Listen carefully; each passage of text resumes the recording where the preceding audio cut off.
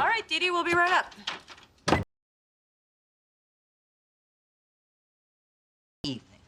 You were changing my vacuum bag and saying I should freeze my eggs since I can't find a man. Like I said, a lovely evening. Aren't you gonna lock the door? We're going upstairs for 2 minutes. So how do you know some crazy person won't come in there and start rummaging through your things? Because she's with me. Hey, Dee, what's up? Well, Mother.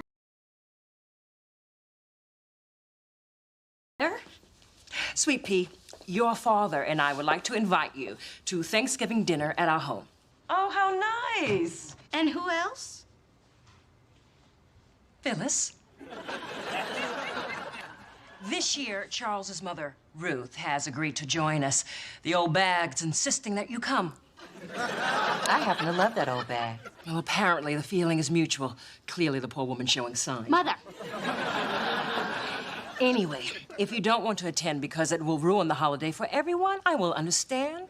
And I can tell Ruth it was your decision. Oh, I'm gonna be there. Let's just say you'll think about it, huh? Through this journey of discovery,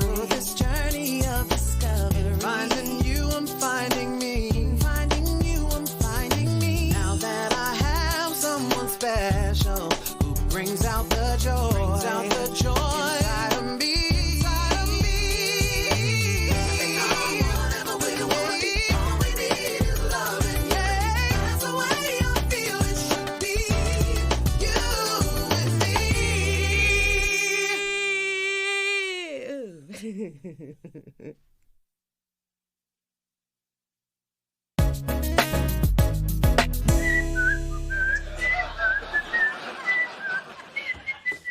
Mom, I think you're enjoying this Thanksgiving thing a little too much.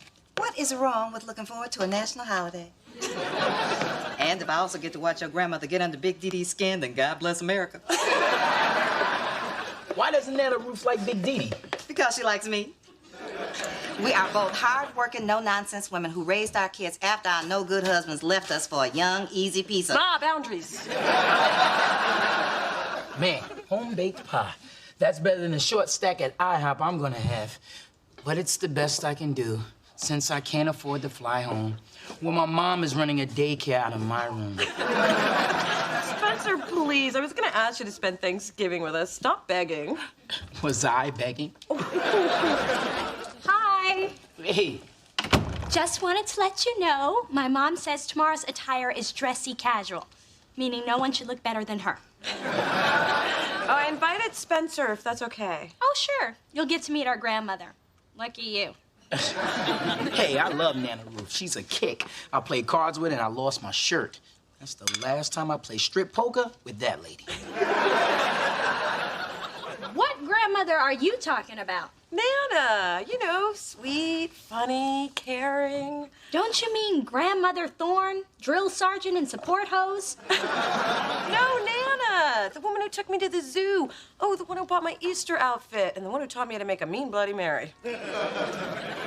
Well, my grandmother Thorne made me put my tooth fairy money in the church dish and told me God wouldn't love me if I cried.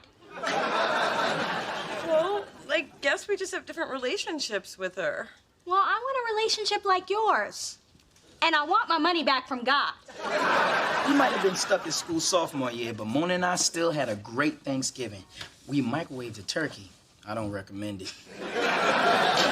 And Mona got that cool tattoo. She got a what? Shut up. You got a what? Oh, Mona Thorne, that is the one thing you promised me you would never do. And it's the one thing he promised he would never speak of. What other secrets have you been keeping from me, Mona, if that is your real name? Okay, I know that's your real name, but that's just how mad I am. Mrs. Thorne, calm down. I mean, haven't you done some crazy things when you were drunk? You were drunk? Hey, the police let her off with a warning.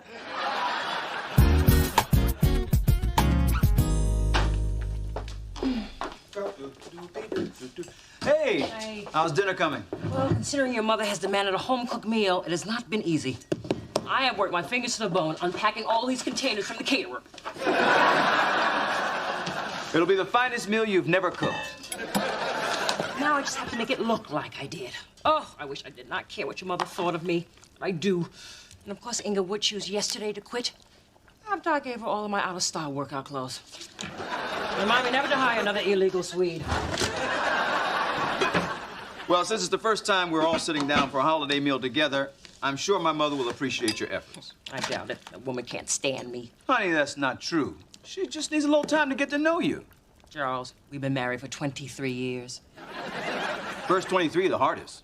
How are you? Thank you. Happy Thanksgiving. You too. Hey, there's my girls. Hey, Dad. Hey. Happy Thanksgiving, Daddy. I'm glad you could join us. Now, look, your grandmother's gonna be here any minute, so I'm gonna go upstairs and put on that butt-ugly sweater that she gave me for my birthday. Mona, I thought about your relationship with Grandmother Thorne, and I think even though I've spent more time with her, I haven't really reached out to her. So I've made it my Thanksgiving goal. Really? Mine's gonna be to fit in my pants tomorrow. Now, I want to show you what I got to win her over. A chair? No. Not just any chair. It's specially made to help older people rise from their seat. It's called the Upsadaisy. Wow, I want one of these. Plus, I got her a bouquet of violets. Since her middle name is Violet, she's got to love that. And finally, I taped today's episode of her favorite soap, The Young and the Restless. She gets all cranky when she misses it. Although I don't know how we'd tell the difference. Hey, Phyllis, Spencer, welcome. Thank you. Well, if it isn't Tattoo Mary. What's he doing here? We promised he could come, and some of us keep our promises. Too bad some of us can't keep our mouths shut. Could some of us stop talking like some of us aren't in the room? Happy Thanksgiving. It's a joyous day, so let's cut the crop and eat some bird, shall we? Phyllis, I see you found your way to the food by instinct. Well, looks like somebody's been slaving over a hot delivery boy. This is your version of home cooking? I can't wait to tell Ruth this. You cannot tell that old bag of bones. She already hates me enough. Oh, I think she can hate you more. Phyllis, please, please, please, please. Now, I know we've had a checkered past, filled with our ups and downs and playful banter. But let's just keep it between us girls, okay? Yeah. Well, I won't tell Ruth about this meal if you don't insult me all night. Deal. Wasn't done. And every time I tap my glass, you have to compliment me royally. Tell everyone I made those pies and you got a deal. Look who's here! Nana! Oh, my little Mona Bologna. I missed you. I missed you too, darling. Grandmother Thorne, you look wonderful. These are for you. Oh, violets. They always remind me of death. Oh, well, I'll just set these in the trash. So, Mother, how was your limo ride from the airport? Charles, why'd you send such a big car for one person? Such a waste of money. Well, I wanted you to be comfortable. Then why did you fly me coach? I'm gonna put your bags in your room. Yes, do that. The heavy ones are my free weights. You know, gotta keep looking good. Spencer, tell me, are you and my Mona finally going steady?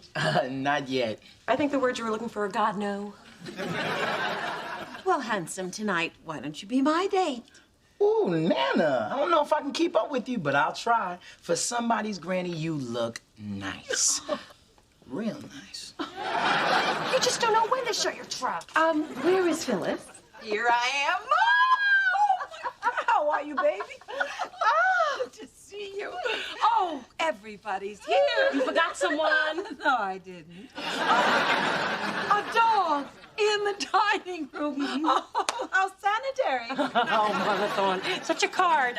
I hope you're ready for a big dinner. Well, as long as it's simple, down-home cooking like my Phyllis makes. Excuse me, I choked on something.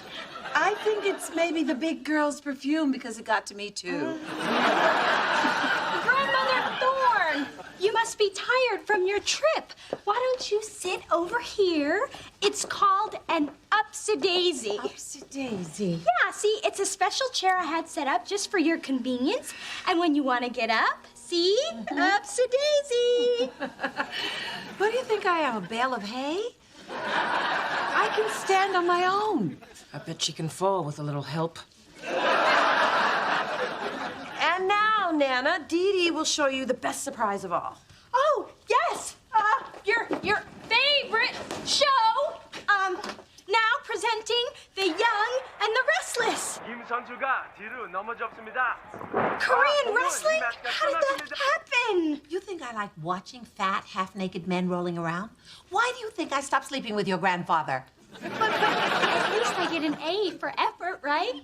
I bet my friend Hortense is having a better Thanksgiving than this. Oh, is she with her family too? No, she's dead.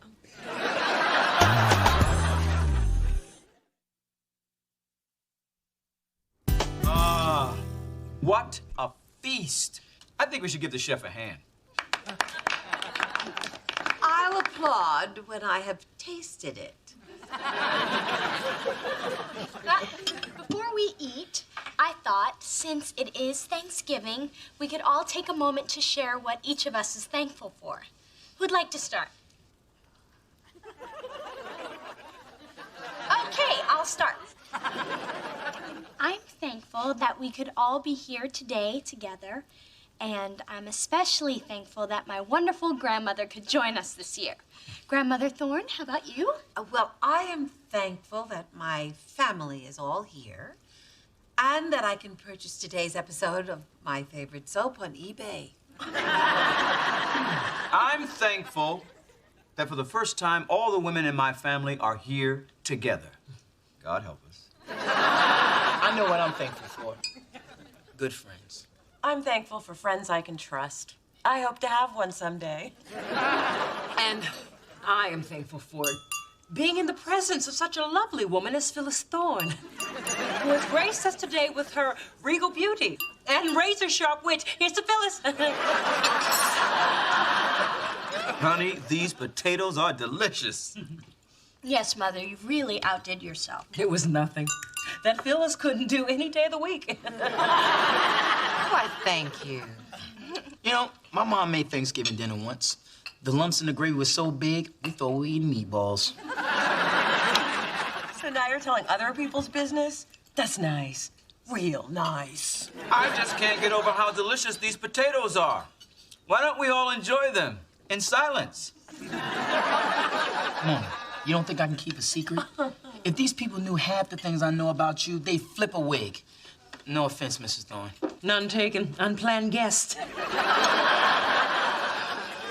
You know who I bet the most thankful people are today? Your family. Because you're not there with your big mouth. You know what, Mona? Maybe I shouldn't be here with it either. Happy Thanksgiving, y'all. Nice work. I don't want to hear it, Ma. Of course not. Since when did you listen to your mother? Ladies, please, let's not argue on Thanksgiving. All right. If Mona and Phyllis need to talk, let them talk. Sorry. I'll go help Dee Dee.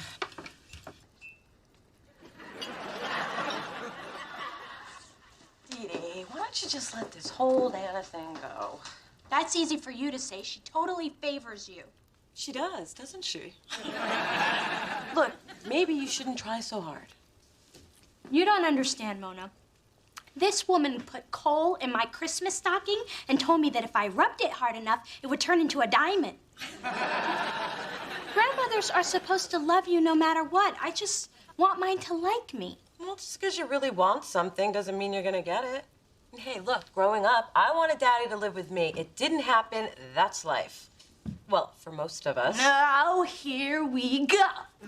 My life is so great and yours stinks.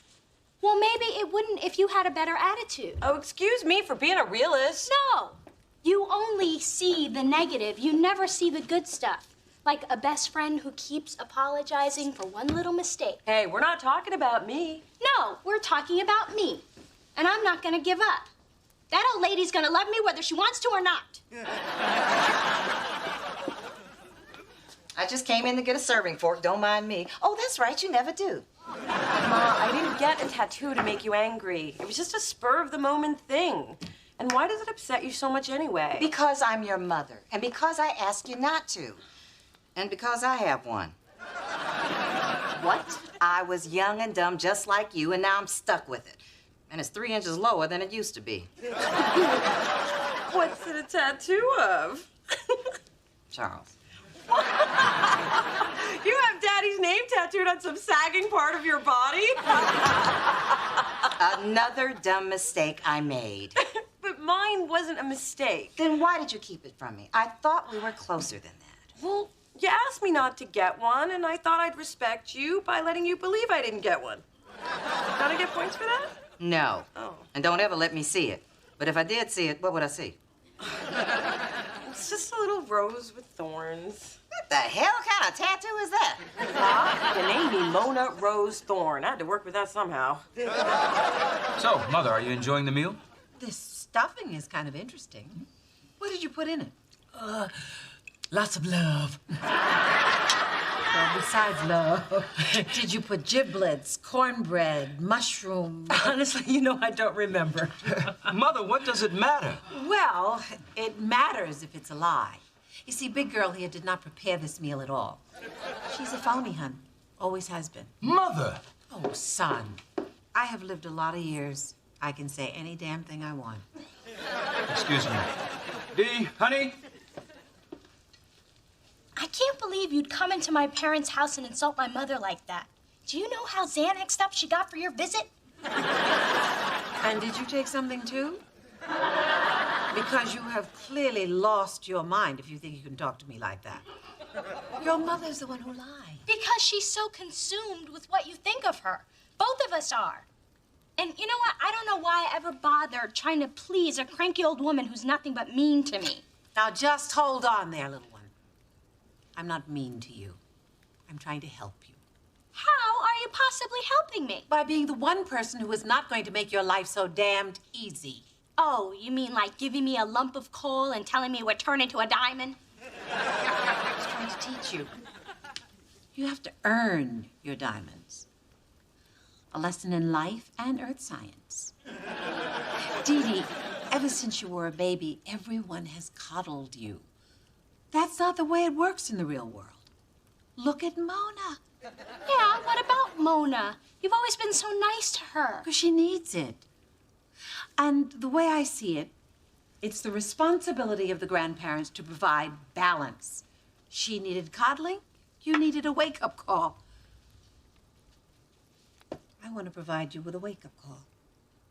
Because I love you. I have always loved you. Wow. So that's what you were doing? Well, it all finally makes sense. I guess all I can say is cut it out. I beg your pardon. Well, I appreciate it in theory, but I'm an adult. I get reality checks every day. What I could really use in my life is a Nana. Well, maybe now you are ready for a Nana. So, this whole teaching me about the real world thing, is that why you've been so rude to my mom? Oh, no. I don't like your mom. And I appreciate everything you went through today, even though it was a lie. And the stuffing had a little aluminum aftertaste. Nana! What I'm trying to say is, I'm sorry. Apology accepted, Mother Thorne. I promise I did bake that pie, though. It's too bad Spencer isn't here, because he loves him some pecan pie. Spencer, I need to call him. Poor thing's probably sitting somewhere eating pancakes, mulling over which syrup to use. Spencer, it's me. We need to talk. What about? What? You came back? Never left. Your mom's my ride.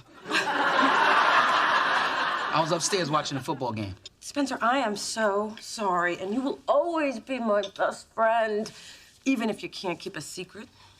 Well, now that that's settled, can this friend get a piece of your mom's pecan pie? Phyllis made the pie? I'll just wait in the car. What did you make?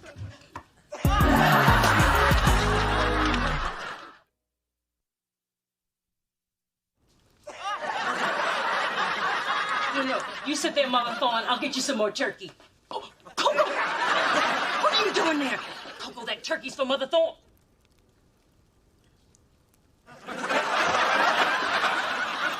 Here's your turkey, Mother. Delicious and moist.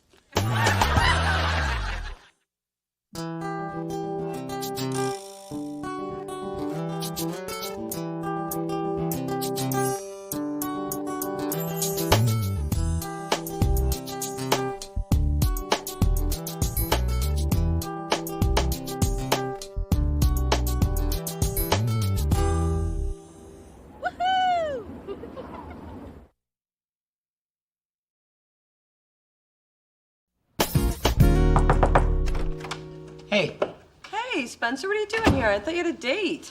you know how you said when a woman wants to meet for lunch instead of dinner, it means she's not that interested? Yeah. Well, what's it mean when a woman says, I thought you was someone else when I agreed to go out with you? It means another evening of fried Twinkies. I'll go heat up the fry, Daddy. Oh, man. I'm in the slump with the ladies. I mean, what do I have to do? Start hanging at the mall with a puppy and a baby? Again?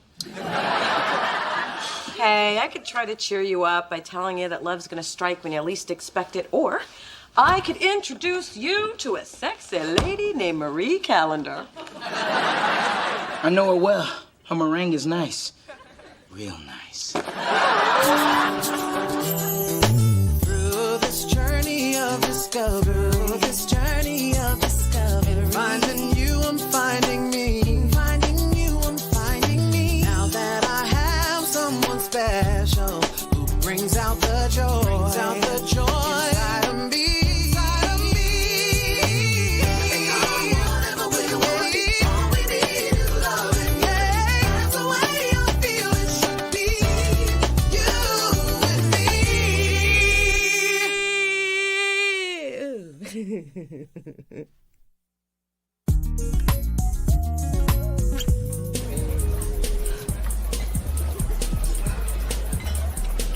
I thought you said cute guys worked out here. All I see are women.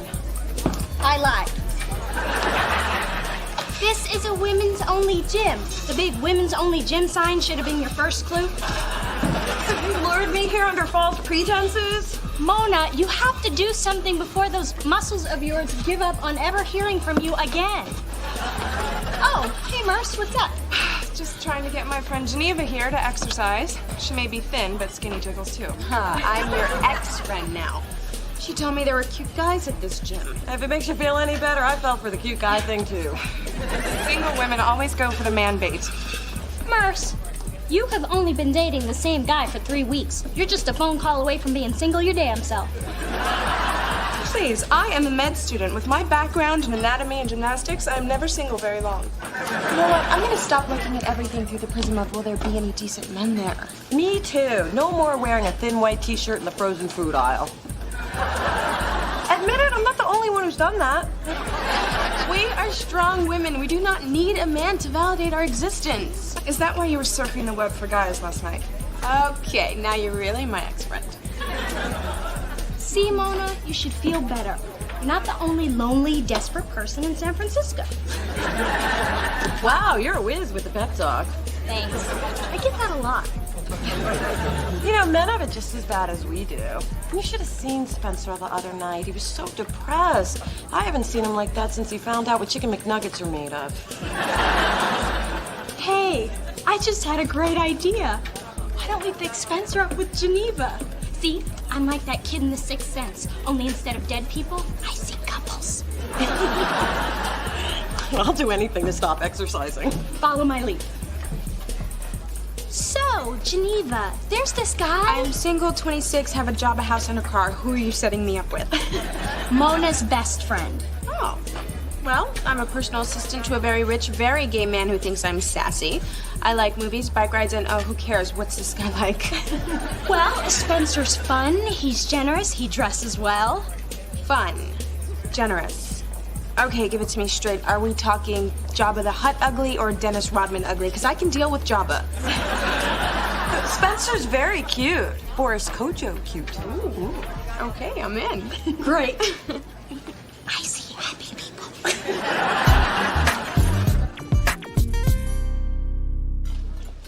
Wait, should Spencer and Geneva sit opposite each other or next to each other? Next to each other. Move over here. Great. Wait. That's too intimate for a first date, right? Right. Okay, scooch back. Wait, oh, could you? No, I could not. This is more exercise than I got at the gym. And why do we have to actually join them on their first date?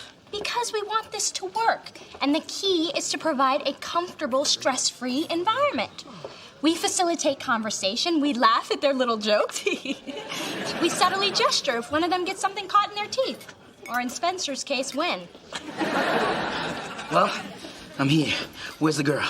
She canceled, didn't she? She haven't even seen me and she canceled. She's not here yet. That's chick talk for she's not coming, isn't it? Spencer, sit. How do I look? Do I look okay? I'm so nervous. And Spencer doesn't get nervous. And Spencer doesn't refer to himself in the third person either. Just relax, you'll be fine. I have a sixth sense about these things. Only instead of dead people, she sees couples. Dead couples. And you wonder why you haven't had a date in a while. Oh, there she is. Her? For me? Spencer's impressed. Spencer, Geneva, Geneva, Spencer. Oh, I just got a little shocked. Me too. You are a beautiful woman. You know, it's a shame you two have to go. Mona doesn't have to be anywhere. Oh, Dee Dee's schedule is wide open. So's the door. I hear the curb is lovely this time of the year. That is so witty. Isn't he witty, Geneva? Go. I'm telling you, I haven't seen anybody fall in love that fast since Michael Jackson saw the White Noses catalog. You know, I don't think Spencer and Geneva have spent a single night apart since they met, which is good since most of his relationships only last a weekend, give or take a weekend. I don't know what you're so excited about. That boy could have been yours. And what did you do? I'll tell you what you did. You threw him away like that cheese log I gave you last Christmas. And don't tell me you didn't, because I found it in your trash. Ma, what part of Spencer and I are just friends do you not get?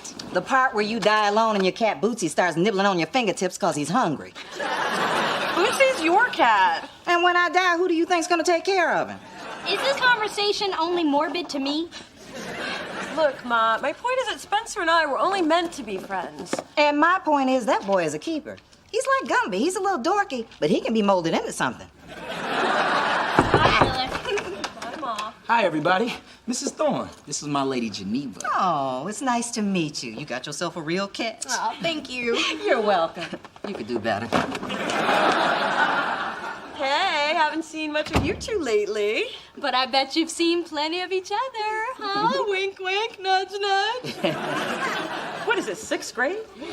Spencer and I have news. It's not just news, it's a special report. Geneva and I are moving in together. Oh my God, you guys! I know! Wow, and after only 10 days. Wow. When it's right, it's right. And this is right? Absolutely. I got living, loving, and I like it. Oh, damn. My boss finally figured out how to page me. Gotta go. Later, baby. Later, Schmoopy. Bye. See ya. Have fun at work. Are you crazy? You've only known Schmoopy for a week and a half. Mona, I thought you'd be happy for us. What us? You and a girl you've only known for a week and a half? Oh, and did I mention you've only known her for a week and a half? I know it seems like we've been moving kind of quick, but with G, I don't have to pretend to be something I'm not. I can just be. And I gotta tell you, at the end of the day, it's nice to come home and just be. Me and G, G and me. This is so romantic. It's love at first sight. You know, my parents fell in love at first sight. Oh, good. Give more bad examples. You're helping my case. You know what, Mona? I wish I had your support, but what matters is how I feel about my woman. She makes me feel good about myself. Like what I say means something, even when it doesn't. There you have it, another satisfied customer. Thank you, Dee Dee. You're a true friend. And Mona, just like that woman who told Romeo not to hook up with Juliet, you too will look back on this day and feel foolish. Romeo and Juliet died. Always a downer, Mona. This is all your fault. And I take full responsibility. You don't have a romantic bone in your body. Because I've got too many common sense bones taking up the space. Common sense bones, pain in the ass bones, they're all the same as far as I can see.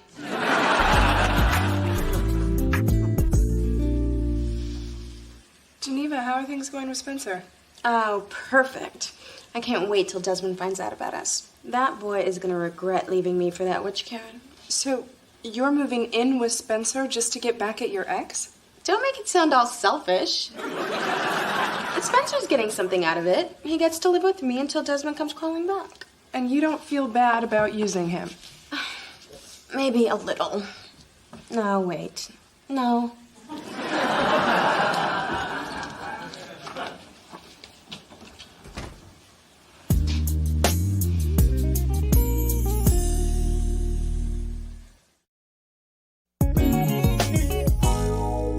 Well, do you think maybe you misheard what Geneva was saying about Spencer and this Desmond guy? Not unless she was talking about Spencer Tracy and Desmond Tutu. But I guess the question is, what are we gonna do about it? No. The real question is, how much of a hurt do you want me to put on him? Because that boy's like a son to me. Nobody's gonna put a hurt on anybody. That's right. This is a delicate situation, and we need to think it through calmly and rationally. And then I can put a hurt on her. Phyllis, we need your expertise here, not your anger. Well, anger is what I'm an expert at. My anger is telling me we need to end this and end it now. Who knows what other evil's around the corner? Hello? I didn't realize you had company. And Phyllis? We're in the middle of a crisis. Oh, maybe I can help. Money crisis, man crisis. Oh, why can't the Democrats get their act together crisis? Because Mama's good, but not that good. Spencer's new girlfriend is totally using him, and we're trying to figure out how to tell him. And the award for best arrival in the nick of time goes to moi. Ladies, the last thing you want to do is tell Spencer. He will only resent you for sticking your nose where it doesn't belong. You know, like when your father wants to have input on what he wears. Dances with Hooves has a point. They always blame the messenger. You know, when your father and I were dating in high school and I found out he was making out with some hussy from the Glee Club, did I blame either one of them? You bet I did. But most of all, I blame that nosy alto who told me. I coughed all through her solo. But I can't just sit back and let this happen to Spencer. I didn't say do nothing. What you do is approach the girlfriend. And put a good old-fashioned Detroit hurt on her. And reason with her. I know being civil is foreign to some of you. Well, one of you.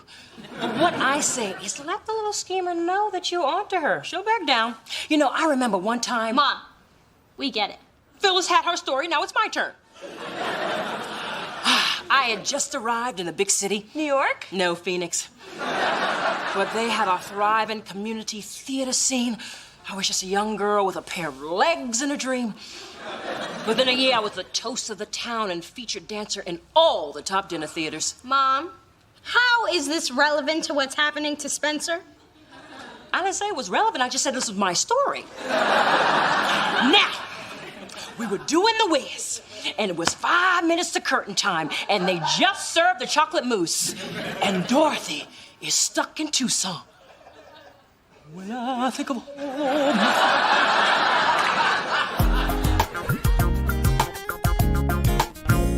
I can't believe I'm about to confront a woman about a man I'm not even sleeping with. Don't worry, Mona. We're gonna work this out. Oh, here she comes. Hey, girls. Hey, Geneva, listen. There's no easy way to do this. You but- don't want Spencer and me to move in together, right? No! I mean, yes, but no, that's not what I mean. What I mean is... Look, Geneva, I overheard you and Merce talking in the steam room, and we want you to stop seeing Spencer. Oh.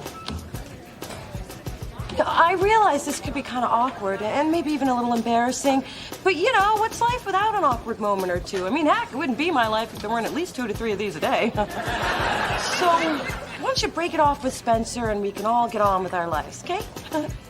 Here's the situation.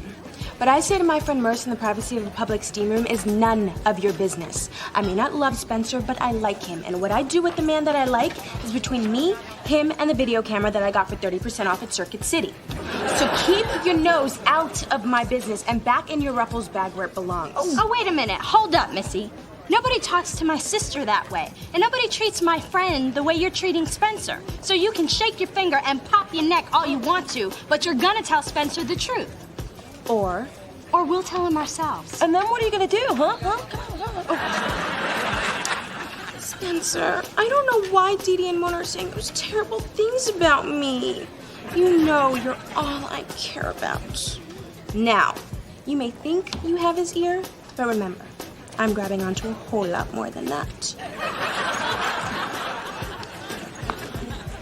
Is it too late to have your mother put one of those Detroit Hurts on her?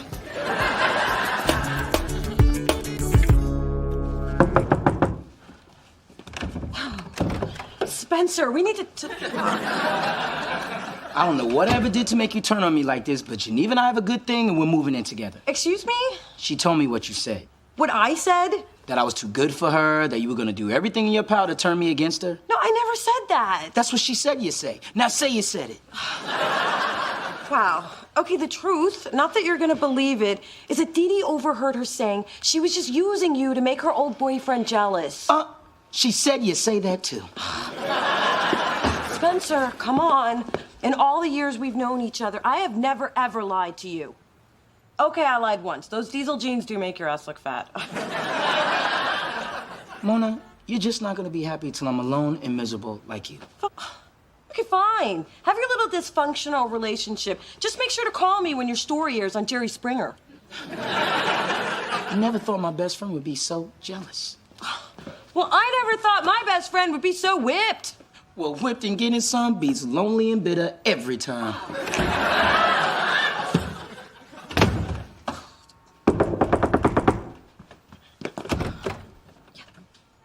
Can I use your bathroom real quick? I had too much iced tea at lunch.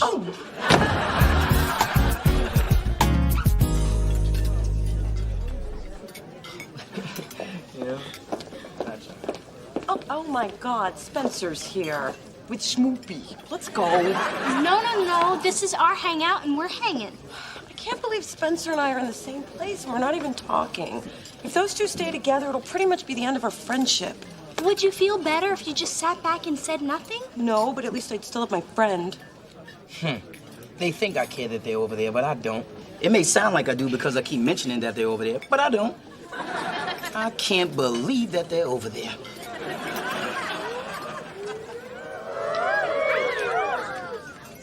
Who's over with?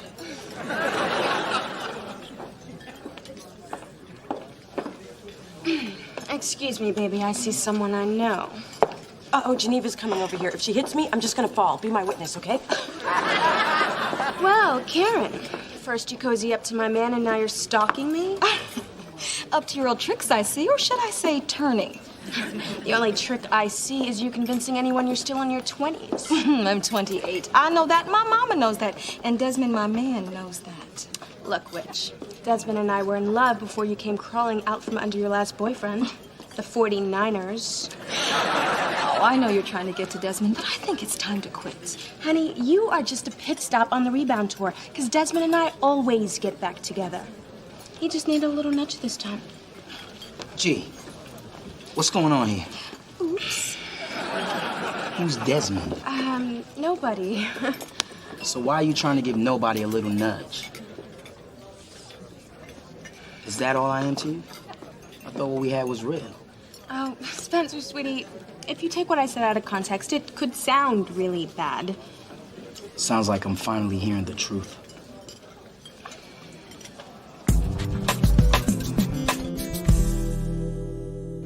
I guess it's lucky for me that other woman showed up. Wait a... Mona, you set me up. I've never seen that woman before in my life. I didn't set you up. I did. What? Because I'm cute, I can't be devious? I got Karen's number from Merce. You needed to see for yourself who Geneva really is. I don't know who I should be mad at. Myself, probably. She had us all fooled, Spencer. Yeah, but you tried to tell me and I didn't listen. Then I called you lonely and bitter, which is mild compared to what I was saying when you weren't around. Mona, I'm sorry about all that. It wasn't cool. It's okay. And your ass doesn't look fat in those diesel jeans when you're sitting. Well, ladies, here we are, single again with nothing to do on a Saturday night. Speak for yourself. I got a man. And I'll begin with him in about 15 minutes. Although, I'd rather stay and hang with you. Oh, that's sweet. See? I'm devious and I can lie with a straight face. I'm gonna make a great lawyer. So you want to go catch a movie? No, I want to go home and deep fry something. I'm thinking sweet potato pie. I like being lonely with you. Let's go get fat, baby. Oh, yeah.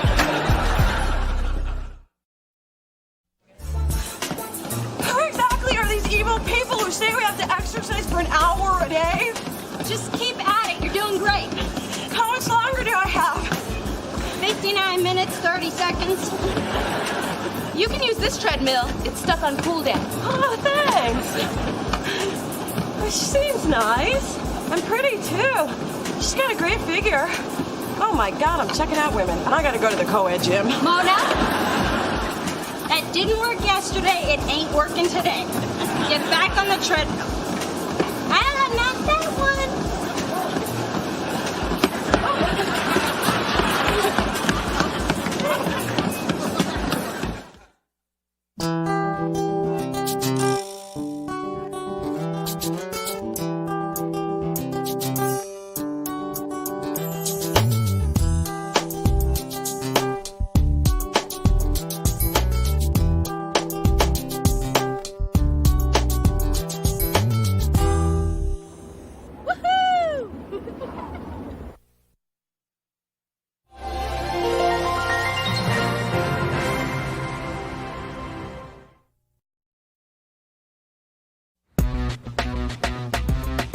Hey, woman. Whoa, looks like someone's got a lot of work to do. Yeah, us. Eddie Blackman is back in rehab, and we got stuck with this project. So why are we the ones expected to do twice as much for the same amount of pay? You know what this is? I'll tell you what it is. Discrimination. Or it could be that we skipped the staff meeting this morning to go to Starbucks. That's when they took a vote on who should pick up the slack. Here's more of the work Eddie pretended to do while he was high. Yeah, I'm barely keeping up with my own work. How am I supposed to manage someone else's? Mona, hun. Team player. All right, can you get me a file folder from the supply cabinet? Sorry, off the clock. Through this journey of discovery, finding you, I'm finding me. Finding you, I'm finding me. Now that I have someone special who brings out the joy, inside of me.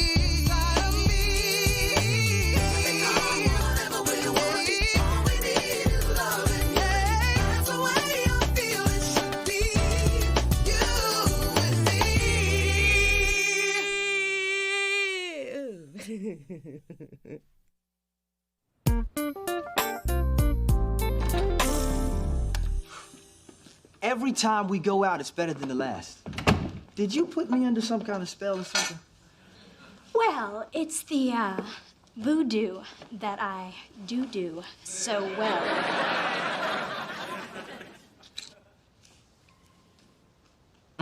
You certainly do.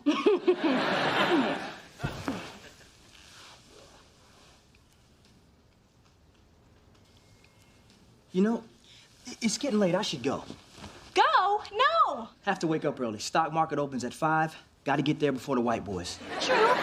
But Neil, we've been dating for a while, and we go out, you drop me off, and make that long drive home. It's okay if you wanna, spend the night. Really? That's sweet. I'll give you a wake-up call tomorrow.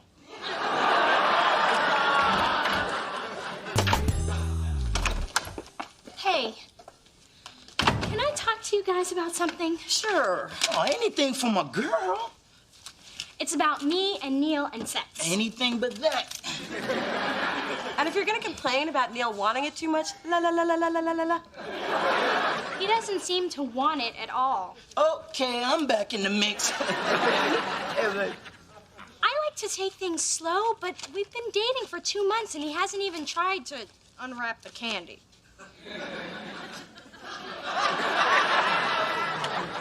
Something ain't right. I know. Is something wrong with me? Oh, there's plenty wrong with you. I've been keeping a list. Don't listen to her, D. You're perfect. You're beautiful, you're smart, you got a banging body, and any brother who's not going for the nana when it's being offered up, something ain't right. Look, Neil was a gentleman when I dated him in high school. He's probably waiting for some stronger signals. But what if coming on strong turns him off? Well, you got nothing to lose. You're not getting any anyway. And I've done it lots of times. Yeah, I can see it work for you and your man. Oh, wait, you don't have one. Well, I've never had to be the aggressor, but if it gets things going, I'll give it a try. Oh, if it helps, you can practice on me. Use me, baby.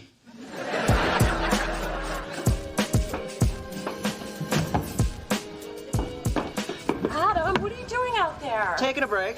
Well, who's supposed to be answering the phone? I don't like to talk about work while I'm on a break. Hey, I didn't know you smoked. Please, I'm bitchy and I'm gay. It's the law. Move over. I need a break, too. Yeah, I'm doing all the work while that damn Eddie Blackman is somewhere strapped to a warm bed. You know, these cigarette escapes are the only thing that keep me sane. I call them my sig escapes. Just me being clever. Care to join? First one's free. Oh, no. Spencer and I helped each other kick the habit over a year ago, and we haven't fallen off the wagon since. How nice for you. What made you stop? Oh, I don't know. The smell in my hair, the stains on my teeth, the 5 years it shaves off my life. Those last 5 always suck anyway. Well, you better go back inside. I don't want to be responsible for your wagon fall. Come on, Mona. You know you want to take a smoke. Just do it. Do it. Okay, just one puff. Did you say something? Oh, that is good. Yay! A recruit. This makes us smoking buddies. Smutties. Me being clever again. Listen, you've got to promise that you won't mention this to Spencer. Your secret's safe with me. Plus, there's no harm in having one cigarette, right? Oh, that is still good. Mona, it's me. Why do you have the doggone chain on the door? Ma!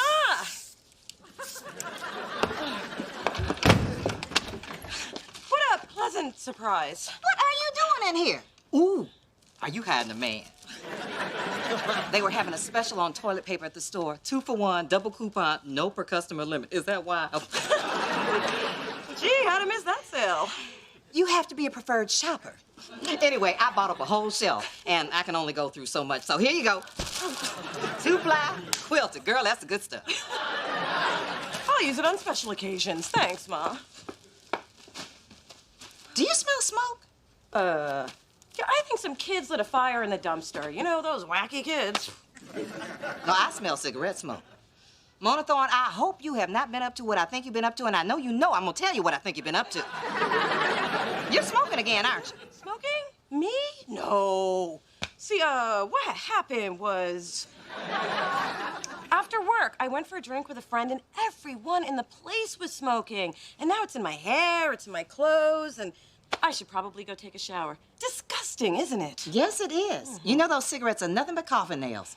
Anyway, I'm sorry for accusing you like that. I'm just looking out for my baby. I know. Well, I should probably go take that shower. Well, okay. Call me later. Let me know how you like that tissue.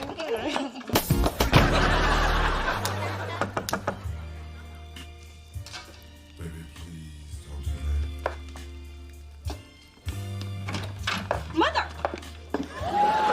What are you doing here?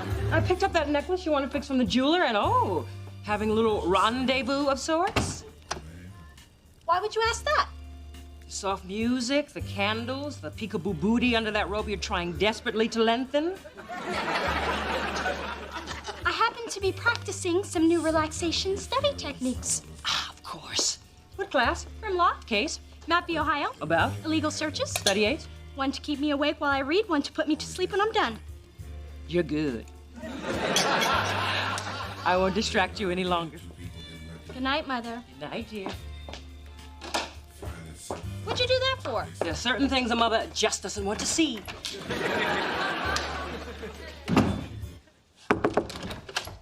Hey. Oh, Spence, great. I made us some snacks so we can work through the night. Oh, and here's some toilet paper for you. Oh, 2-ply quilted. This is the good stuff. Somebody's awfully happy. You high? No! I just decided not to let work get to me. You know, no worries. Hakuna Matata, baby. Oh, I got it. Now I know why you're so happy. I'm sorry, Spence. I had one puff without him, and now I'm hooked.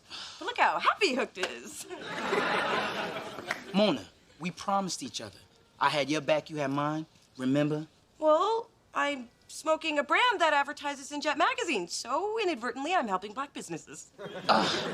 I'm so mad, I'm not even taking my toilet paper. Okay, just one roll.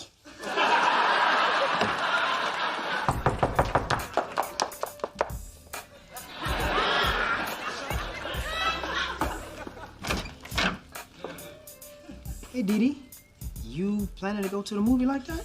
Sorry, I just got out of the shower, and I was about to have a glass of wine. Join me? Okay. Well, cheers. Whoa. I still gotta drive us to that movie. Well, I was thinking, we don't have to go out to a movie. We could just stay in. But I've already ordered the tickets. Fine. I'll go change. Okay. I wasn't gonna say anything, but it really needs to be said, so how shall I say this? Something ain't right. The candles, the music, my peekaboo booty. Aren't you attracted to me? Yes. Oh, yes. And that's why we should go to that movie right now. Neil, what is going on? And please be honest. Okay. I was waiting for the right time to tell you. Since you're half naked and I'm a man, I think it's the right time. Dee, I'm celibate. Oh, thank God. Oh, my God.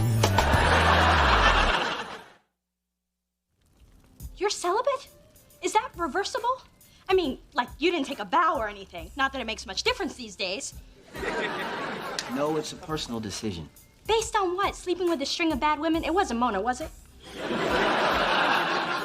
No. I've only been celibate the last few years. Actually, it's been 3 years, 17 days, 6 hours. I would say how many minutes, but that would be pathetic. So, why are you doing this? I just felt that sex really complicated things. All the sleeping around seemed so socially and emotionally reckless. So I decided to cut it off. The sex. Hey, everything still works. I just have to think about clowns. Don't ask, they just freak me out. So, all those years of built-up sexual tension, that can't be healthy, can it? Actually, it's worked out pretty well. But I was a little nervous about how you'd take it. So, how you taking it? I'm not sure. Intimacy is really important to me, and I've never had a serious relationship without it. I guess I need time to think. That's cool. But could we keep this just between us? Absolutely. 3 years? That can't be healthy, can it? I knew Neil was too perfect to be true. And I don't know if I can commit to a relationship without any intimacy. This dry spell already has me on edge. Now I know why you're so mean. Look, sex can make relationships weird. So if you care about Neil as much as you bounce around here singing you do, then maybe you should find another way to make it work. Maybe you're right. Not only am I right, I'm tired and I'm going back to bed. Wait, Mona. Since you helped me with my problem, I want to help you with yours. I don't have a problem. Unless you've been wearing essence of nicotine, you've been smoking. Ooh. Why is everyone freaking out? I can stop if I want to. I just don't want to. Mona, I care too much about you to let you puff your life away. Let me help you quit. No, thanks. Mona. All right, I'll do it. Quitting is easy. I've done it lots of times. Good. Then let's start by you giving me all of your cigarettes. Okay. There you go.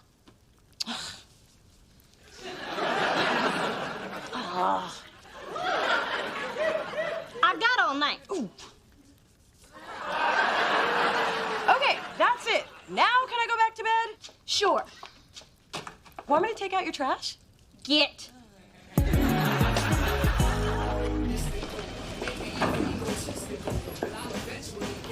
Look, I talked to Dee Dee and she told me she was helping you kick the habit. And as your best friend, it wouldn't be cool if I didn't help you too. Thanks, but it's been 14 hours and I'm hanging in pretty good. I'm proud of you. Hey, what are you doing? Sorry, Dee Dee said I should check. What, you don't trust me? Yeah, she told me to check your bosoms too. But, I didn't think that was wise, in the workplace. Incoming. Poo pilots. Hotel room damage claims. 3 o'clock deadline. I'm going on a break. No, you cannot have a cigarette. You gotta be strong. Look, if Snoop can give up the chronic, you can do this.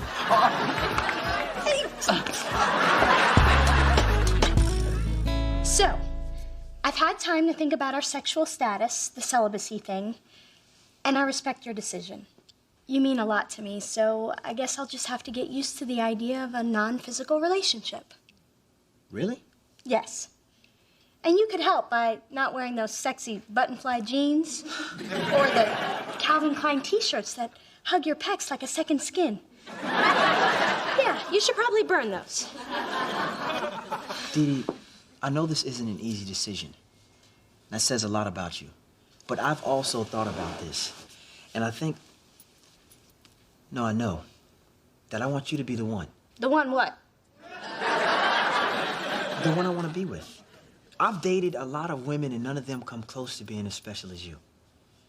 It just feels right. Really? Yes. Me? You. Wow. Now. Neil, wait. This is a lot of pressure. I mean, it's been 3 years. I can handle it. No. I mean me. What if you resent me after because I'm the one who came between you and your re-virginhoodness? So what do you want to do? I want to try your no sex thing. We can focus our energies on the deeper aspects of our relationship. What do you think? I think I put a condom and a clean pair of drawers in my pocket for nothing. But you're right. So now what? Well, I rented some old Spike Lee movies. Do the right thing or she's got to have it. Do the right thing.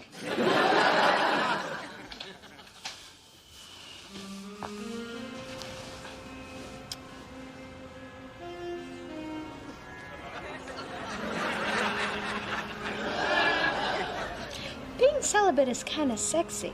Yeah, it is. Let's be celibate in my bedroom.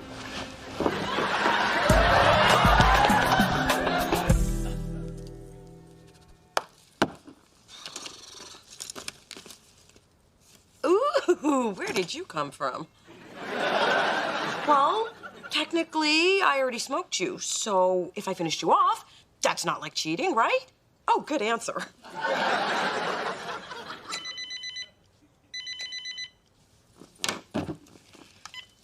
Hello? Are you smoking?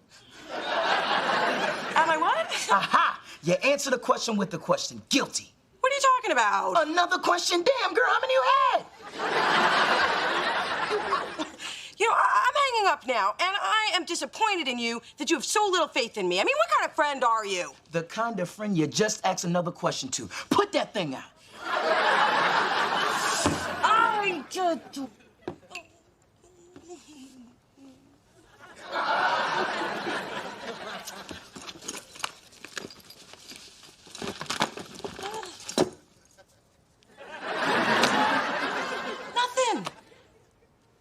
Dee Dee's got my stash in her trash.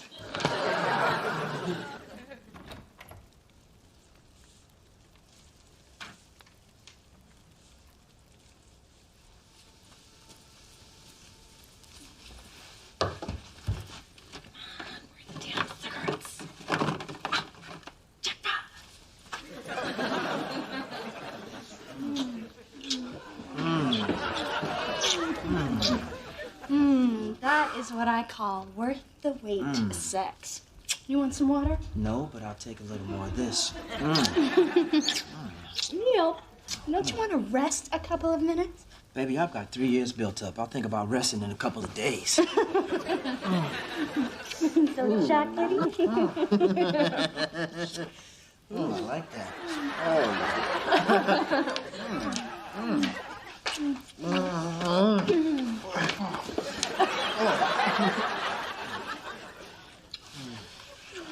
Hercules, Hercules. Adam, I know you're on a break, but Spencer, what are you doing out here with him with that? What? Sorry, Mona, I was cool, but all this talk about smoking has got a brother kind of faded. But you're the strong one. How did this happen, Adam? I don't respond to accusations while I'm on a break. Look, I know I let you down, Mo, but I'm human too. Who knew? But wait, if you get hooked, I will never forgive myself. I can't be strong for the both of us. Okay, if you promise not to like this, I promise to go cold turkey. And you can check my hair every day. And my bosoms, too. I'll go cold turkey if you check my bosoms. Okay, I'll do it. For her, not you. And dude, those are not bosoms. I won't let you down this time. Give me that. Huh. Sorry. Pretty slick, Rick. You had no intention of lighting that cigarette. Hey, she believed it, and that's all that matters. See, Mona's not as strong as me, so I had to do what I... Come on, Spencer. That's one little cigarette. Just do it. Okay, you're gonna need to stay away from the nicotine queen.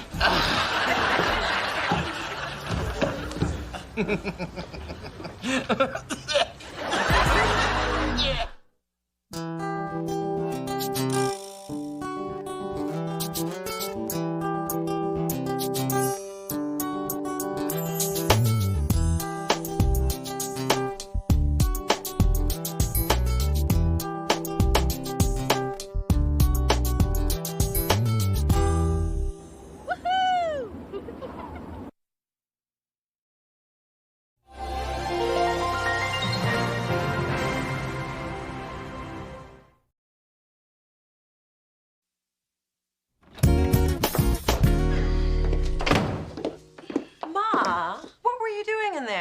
I have a key, remember?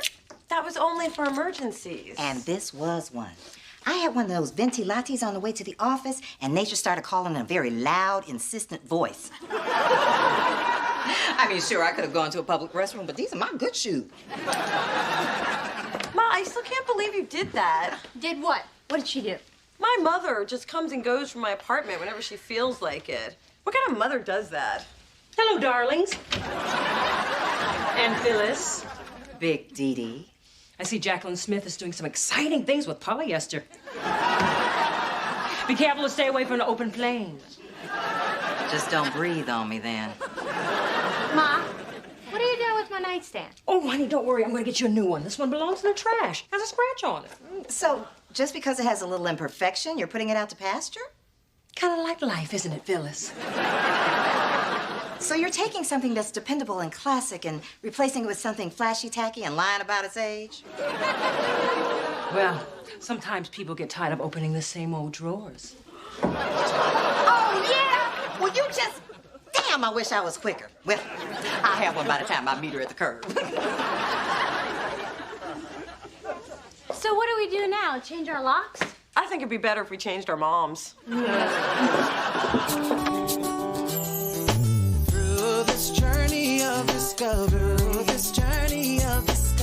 finding you, I'm finding me, finding you, I'm finding me. Now that I have someone special who brings brings out the joy. Brings out the joy inside of me. Inside of me. Become whatever we want. All we need is love and yeah. That's the way I feel it should be. You and me.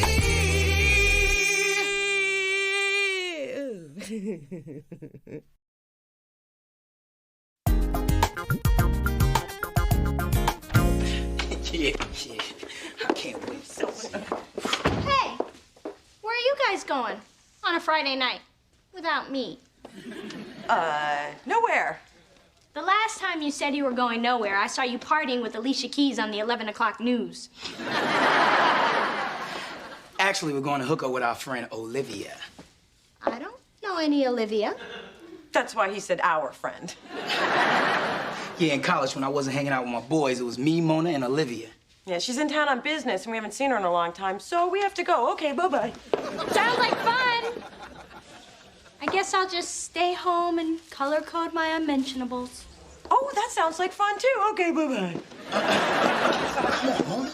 Don't look at the bone. No, this is our only chance to spend time with our friend Olivia. Besides, Didi always takes over.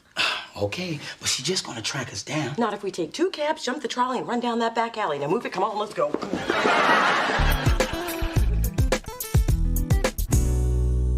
I am so glad I ran into you guys in the alley. Olivia, tell another story. Okay. Ooh, Spencer. Do you remember the time me, you, and Mona went out to celebrate your getting off academic probation? Oh, no, don't tell it. I'm telling it.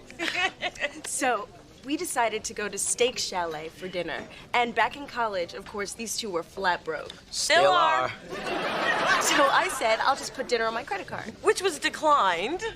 The same thing happened to me once. I was at Bloomie's and they turned down Daddy's card. Of course, it was just a computer error, so I How is that the same thing?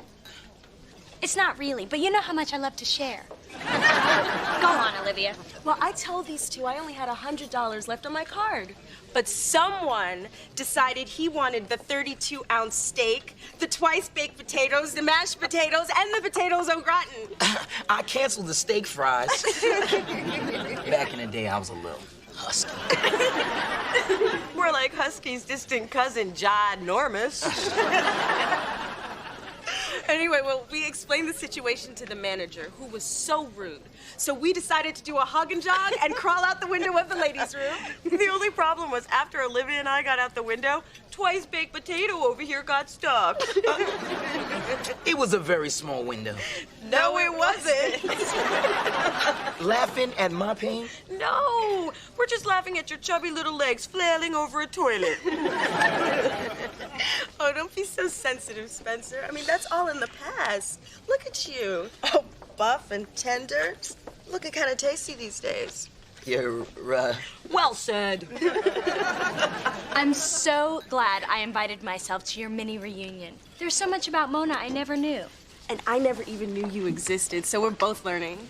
How long are you in town? Just until tomorrow. So, Mona, if you're hiding any other siblings, you better call them up now. Hell, I didn't even call this one. She's just got the nose of a bloodhound.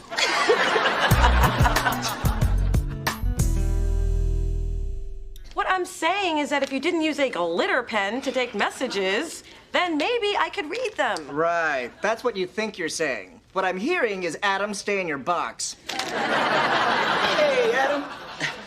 Man, he's been cranky ever since they took away his Men of Soul Food screensaver. Wasn't it great seeing Olivia last night? So what'd you do after you dropped her off? You know, a little this, little that. Oh, here's another message I forgot to. Did you have sex? How'd you know that? I didn't. I say that to everyone. You get the best dirt that way.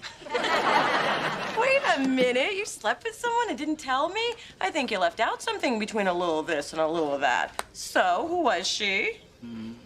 Olivia. Olivia? Oh, straight sex. Ugh, there's enough of that on TV.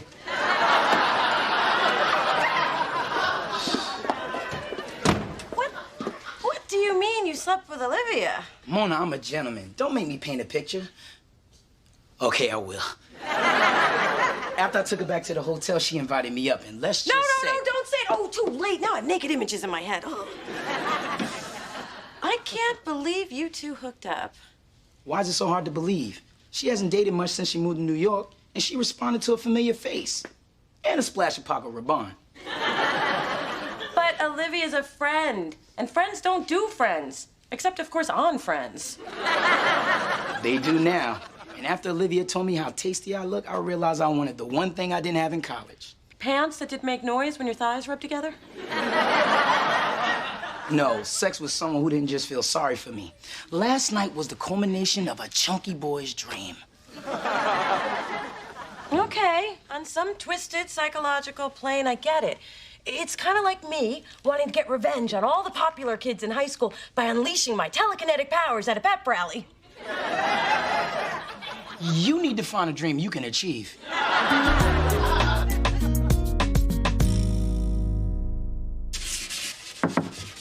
on, I brought your... What are you doing with my nightstand? Hey, once it's on the street, it belongs to whoever finds it. And after I pried that wino's hands off it, it was mine. Hey, don't look at me like that. Them's the rules. So, what's your plan? Oh, I'm gonna sand it down so I can see it in its natural state. You probably don't know this about me, but I'm quite crafty. Ooh, I love learning new things about my sister, like meeting your friend Olivia last night. Oh, you mean Spencer's latest sexual conquest? Spencer and Olivia slept together? Wow, she seemed like she had better taste than that. The point is, there's some lines you just don't cross. Look, Spencer's a guy, and guys want to do guy things, which are girls. But Spencer totally took advantage of Olivia's dating drought. Men are such whores. You sound like you're jealous or something. Jealous? About Spencer? They're looking a little green, and I don't think it's the cheap jewelry. Please, I could have had Spencer. I almost did. What? When? And why am I just hearing about this? We were in college, we were drunk, we were bored. But when skin hit skin, we sobered up quick, thank God. Wow. I thought you had better taste than that. The point is, no good can come from friend sex. I don't know, Mona. I remember one time my friend Donovan and I slept together. It was romantic, it was passionate, and completely fulfilling. And it didn't change things? Of course not. Although, come to think of it, I haven't heard from him since. Men are whores.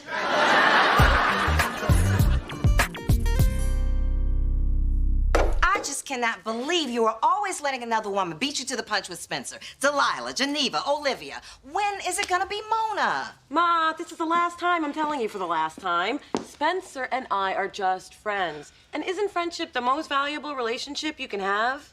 Honey, friendship ain't gonna give me no grandbabies.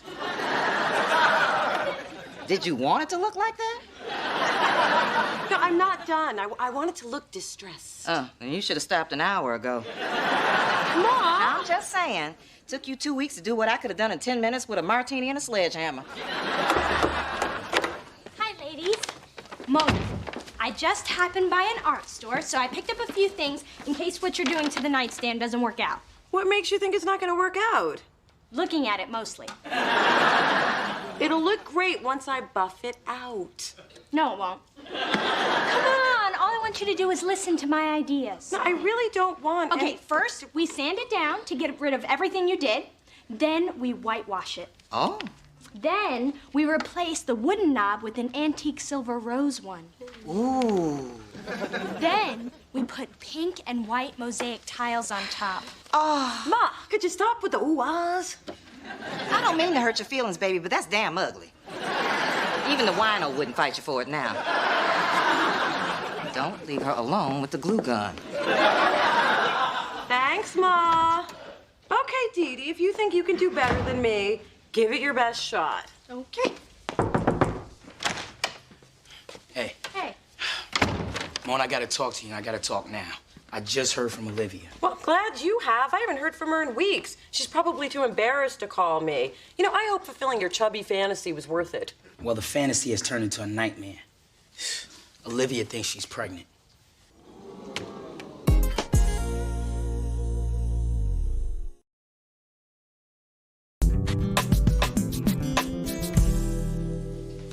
Olivia's pregnant? It's kind of looking that way. Olivia took one of those home pregnancy tests, and now she's just waiting for the doctor to confirm. Wow. I know. I'm not ready for fatherhood. You're barely ready for adulthood.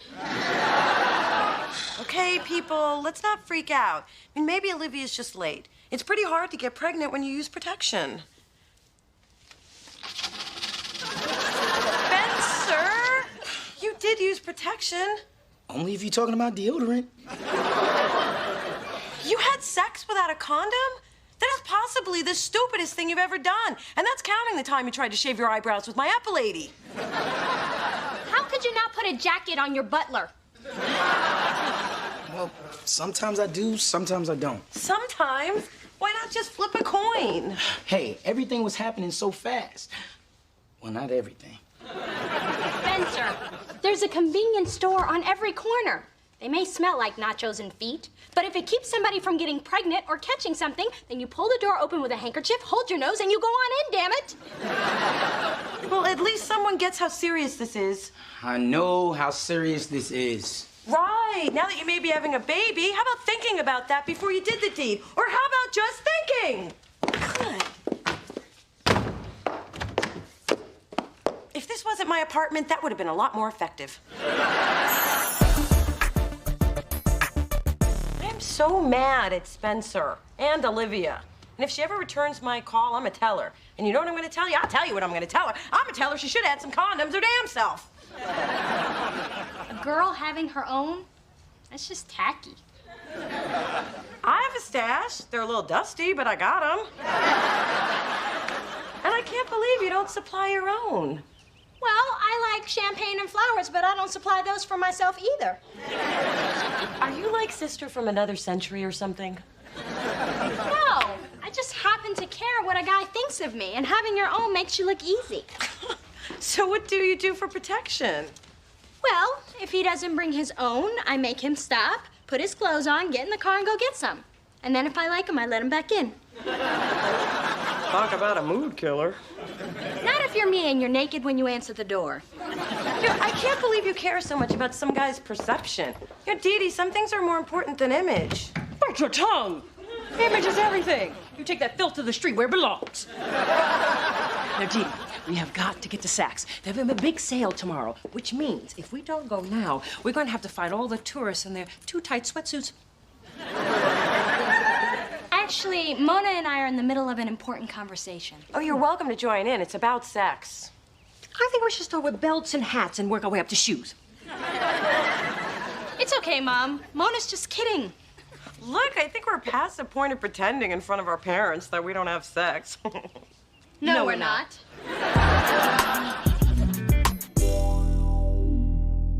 I just think that Spencer's being so reckless. Just because nothing's happened to him so far doesn't mean that nothing can.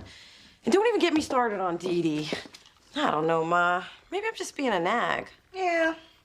I don't know where you get that from. But you're also being a good friend. And you've been this way since you were a little girl. I think it started with the pop rock incident. Do you remember little Annie Pete? Hey, I'm gonna fill my whole mouth with Pop Rocks and wash it down with grape soda. It's really cool. Everyone's doing it. That sounds really dangerous. Are you gonna tell her? It's not my problem. I'm not gonna tell her. Somebody should tell her. I think she knows. Ow! Ooh, that's gonna leave a mark. And as Annie waved to me from the ambulance, I swore that I would always speak up if somebody was making a mistake. As you should. But, honey, once you've told them, you've got to back off and let them find their own way. Even Spencer? Oh, no. That boy needs to be prodded, pushed, and kicked if necessary. Don't anything happen to him.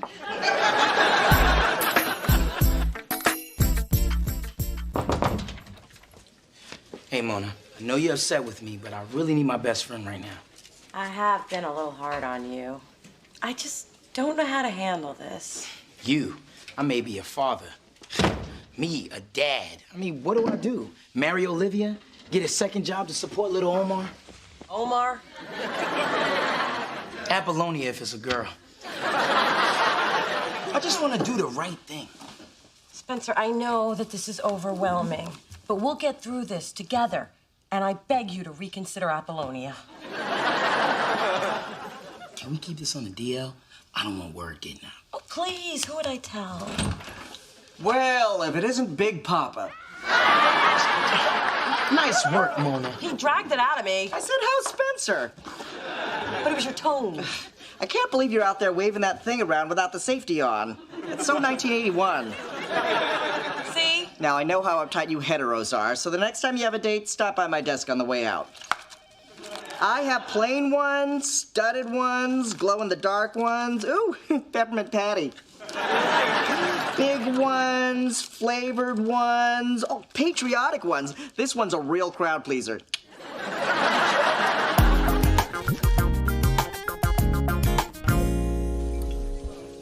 Drinks for everybody! At this table. I finally heard from Olivia. She told me she's not pregnant. She stole my thunder. I knew I shouldn't have stopped at the church to thank the Lord. Just because there's no Lil Omar doesn't mean you're home free. Yes, it does. I'm going clubbing tonight. No, you're not going anywhere until you get tested, which you've obviously never done. Come on, Mona. I was with Olivia. And every person she slept with. And every person that slept with them. I mean, Spencer, wake up. Over 1 million people in this country have HIV, and half of them don't even know they have it or just aren't doing anything about it. This public service announcement has been brought to you by Mona Thorne. I get it, I get it. I don't think so, Mr. Sometimes I do, sometimes I don't. Don't you read? The epidemic is growing. And yeah, people may think they can take some kind of pill or cocktail and be okay, but there's no cure. And I don't want to lose my best friend. And I've seen the girls you date. They ain't worth dying for. Okay. No more unsafe sex. But I don't need a test to tell me I'm fine. I don't do clinics. This magazine is ridiculous. Get sexy hair now. Why glamour is in. How to dress 10 pounds slimmer. Oh. No, I'm glad you came down here. Now, believe me, everybody's done this at one time or another, and it's no big deal. I know. And I feel good about my decision. Proud, even. Ezekiel Jackson Jones. Just call me Zeke. Shabba.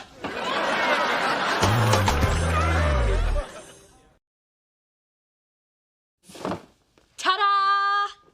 Oh, my God, it's amazing. Wait, you did not do this. Where'd you buy it? Really, Mona? This is it. See? Whitewash, mosaic tiles, antique pull. So what do you think? It's perfect for your apartment. You want me to have it? I mean, I don't even know where I would put it. Although right next to the bed where it would pick up the color of the drapes. No, I couldn't. Yes, you could. I know, but my mother said it's polite to protest. Thanks, Mona. And thanks for giving me such a nice gift. Well, basically, you stole it from me. I meant what you said about condoms. It really got me thinking. So, I went out and stocked up. Just don't tell my mother. Good for you. Hey, you got the patriotic ones. I hear that's a real crowd pleaser.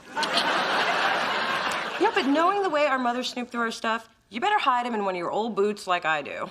I don't have any old boots. Then put them in a new boot. Just put them in a boot.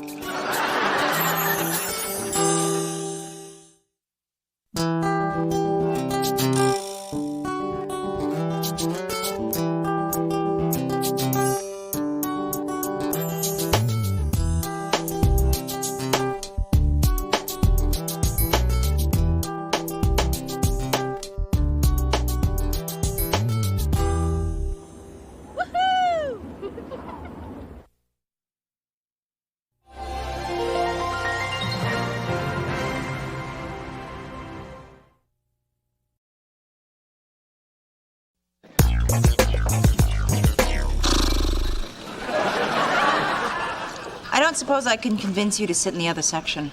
Where's that? The restaurant next door. If you tell them it's your birthday, you get a balloon. You can't fool us, Tina. We know you like us. Apparently, I can fool you. Oh, look, Mona. A special Valentine's drink. Love on the rocks. Vodka, bitters, and a shot of regret. That's got your name all over it. Valentine's is coming again? Damn. You know, I am barely recovered from being dateless on New Year's. Well, I planned an evening for Neil he'll never forget. Although he says he can't forget any night he spent with me. Why don't you just drive this through my hand? It would hurt less. Come on, Mona. You've got to be doing something for Valentine's. Oh, just the usual, spending it alone. With Spencer, it's our tradition. Well, this year I'm breaking tradition. And Spencer saying he's breaking tradition is our most cherished tradition. I mean it this time. There's gotta be one love-starved, desperate woman who hasn't turned me down yet. There's gotta be another one. Through this journey of discovery, finding you, I'm finding me. Finding you, I'm finding me. Now that I have someone special who brings out the joy, inside of me.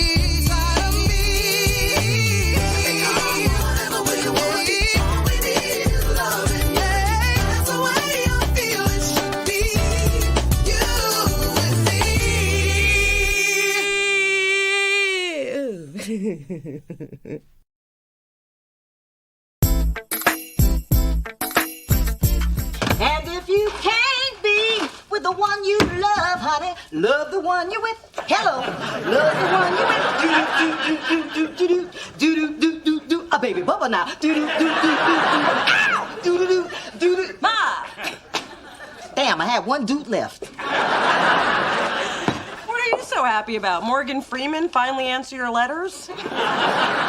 No, but his lawyers did. I guess my last love poem was a little raw. But that man's been hot since Electric Company. And I'm excited because Valentine's is almost here. And that day for a therapist is like tax season for a CPA. I am booked solid with Losers at Love. I don't mean to be insensitive, but ka-ching! Well, it's just another lonely Mona day for me. Maybe you'll find yourself a man this year. Ma, I'm surrounded by men every Valentine's. Orville Redenbacher, Captain Crunch, Dr. Pepper. You always wanted me to end up with a doctor. You know, just when I think you've hit rock bottom, you start digging a tunnel. Why are you so down on yourself? 'Cause romance never works out for me. Oh, excuse me. You've had several good opportunities this year. Remember Brian the Bug Guy? He liked you. No, I told him off in an angry phone rage. Well, how about Miles, that sports writer? He was really good looking. Oh, I told him off in an angry bar rage. Well, what about Calvin? He seemed nice. Oh, he was, but his boyfriend told me off in an angry disco rage. You know, I probably should have been suspicious when Calvin introduced me as Miss Thang.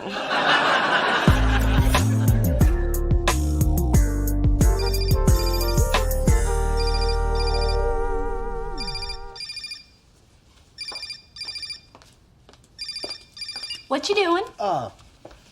Just drinking in your beauty. Good answer. Neil, I'm not sharing you with anyone from your office right now. They want some hot chocolate. They'll have to send out for it. Baby, I promise. Whenever I'm with you, work doesn't exist. Ooh!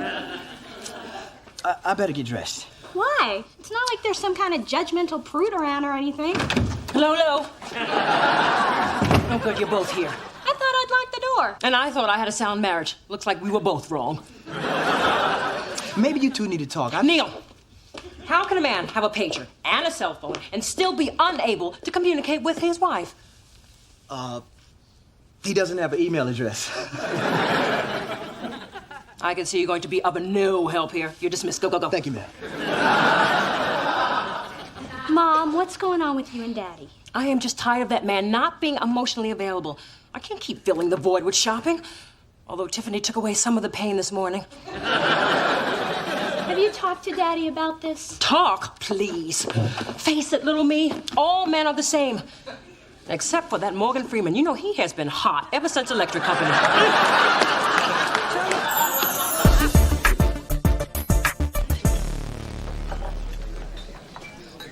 Excuse me. Do you believe in love at first sight? Or should I walk by again?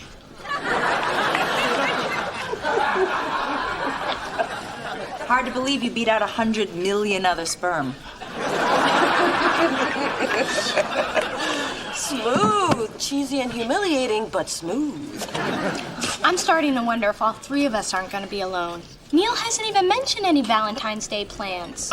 It's a man thing. You see, we brothers like to keep the ladies guessing. It adds to our mystique. Where did you read that? Brains in Our Pants Monthly? He's got a point. An idiotic one, but a point. I'll bet Neil's planning to surprise me. And I love surprises. As long as I know about them in advance so I can do my makeup. If I have to listen to you yap on about your boyfriend, I'm gonna need a shot of something and a chaser. Oh, I'm so sorry. I knew if I waited long enough, you'd apologize. Ryan, I didn't expect to see you here or ever again. You know what? My phone hasn't been the same since you told me off that day. I think it actually melted. Well, you still should have called me after our night together, but I guess I did handle things pretty badly. No. I did. Look, Mona, I really liked you. It's just that when we got so close so fast, I got scared. And then after you yelled at me, I got really scared. But, it is nice to see you again. I was just thinking the same thing. And we did have a really incredible night together. Well, I was just thinking the same thing. So, are you here with anybody? Oh, just Spencer and my sister. How about you? Actually, I am. But it's a guy. His name's not Calvin, is it? Nah, he's my cousin. Hey, Brian, who's your new friend? Whoa! It's you. Miles?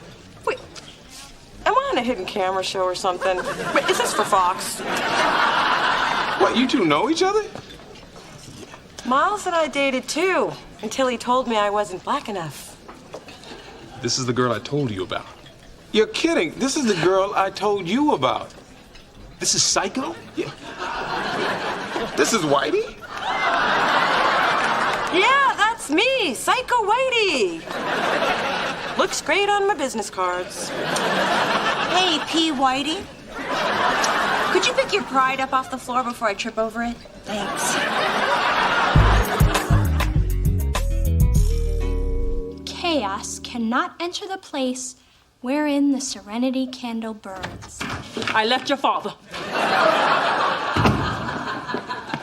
There's $30 down the toilet. Mom, what are you talking about? He's done it again. Actually, he didn't even do it. He had a secretary do it. And I can't stand that woman. Like anybody believes she's 32. You know, Felicia's had so many facelifts, one more to be a cesarean. Focus, Mother. Your father cannot make our Valentine's dinner. He has business meetings he just can't get out of. Wasn't that the same reason he missed your birthday dinner? 23 years, little D. I'm tired of being an afterthought. So, I left your father to see if he even notices that I'm gone. And if he doesn't, I'm gonna shop the platinum right off his Amex. Hello? Hey, sweetie. Hi, Dee. Listen, I need to talk to you about tomorrow night. You do? Well, this is a surprise, and I love surprises. You're not gonna like this one. I know tomorrow is Valentine's Day, but can we take a rain check? I have business meetings I just can't get out of. What do you mean, business meetings you just can't get out of? Sound familiar? Get out of here! Neil, sweetie, tomorrow's very special. It's our first Valentine's together. I know, but this account is really huge. Why can't we celebrate it on the 15th? Because then it's not Valentine's Day. Then it's the day after Valentine's Day. Which part of this is unclear to you? The part where my girlfriend understands I have no choice. In fact, I'm already in L.A. What? Oh, you have a choice. And so do I. And I choose not to be in a relationship where I wake up 23 years from now feeling like an afterthought. My God, it's like looking in a mirror. I know hanging up on him was kind of rough, but I had to make sure he felt guilty enough to cancel that meeting and come back here. I've not put all this effort into this relationship to spend Valentine's Day alone. And the children shall lead them.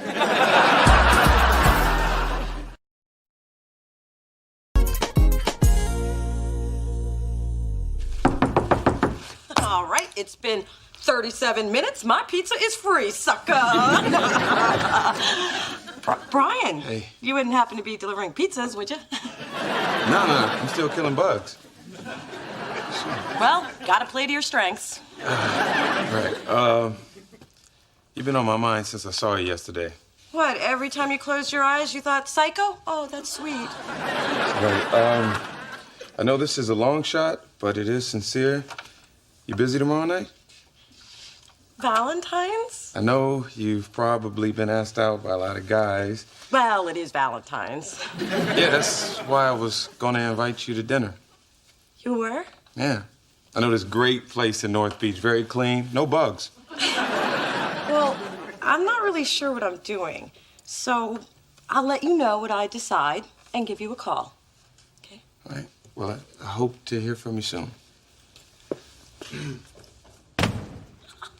Guess it's somebody else's turn to wait by the phone now, huh? No phone call from Neil. No message from Charles. No flowers from Neil. No jewelry from Charles. No kisses for Neil. No cuddles for Charles. No nothing for Neil. No mercy for Charles. Hey, Mona. Miles, what the hell? Yeah, I know. I know, this is kind of unexpected. Sure is. Shouldn't you be at a Zulu festival or something? I guess you deserve that, huh? Mm-hmm. Yeah, look, Mona, ever since you told me off, I've thought about what you said, and I have been overly judgmental about how black is black. So you really were listening when your eyes glazed over? And thanks to you, I've realized that the differences between people are what make them most interesting. So I wanted to see if you'd give me another chance. You free tomorrow night? Valentine's? Yeah. I want to take you to dinner. You know, my cousin told me about this great place in North Beach. Very clean, no bugs. Does, Brian know you're here? No. And I prefer to keep it that way. Well, Miles, I have to be honest, there are other offers on the table. I was afraid of that. But you are kind of cute, so I'll tell you what. When I make up my mind, I'll give you a call. Okay? Good night.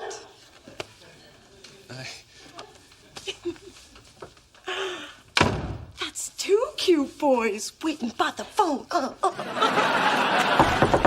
Hey, I'm on a roll. Show me the cute black guy from CSI. Ah, poo it to you. Well, that's better than holy crap, hide the drugs. I am here for my Valentine's Eve pizza. Oh, you know, Ma, staying home and eating pizza by ourselves, it's just sad. So how about I take us to this great restaurant in North Beach? Very clean, no bugs. Ooh.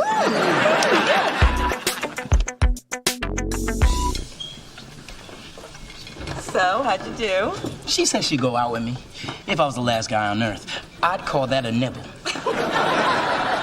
Could you sit in the next booth? I'm afraid the smell of desperation will draw flies. Well, I guess it's just you and me on Valentine's again.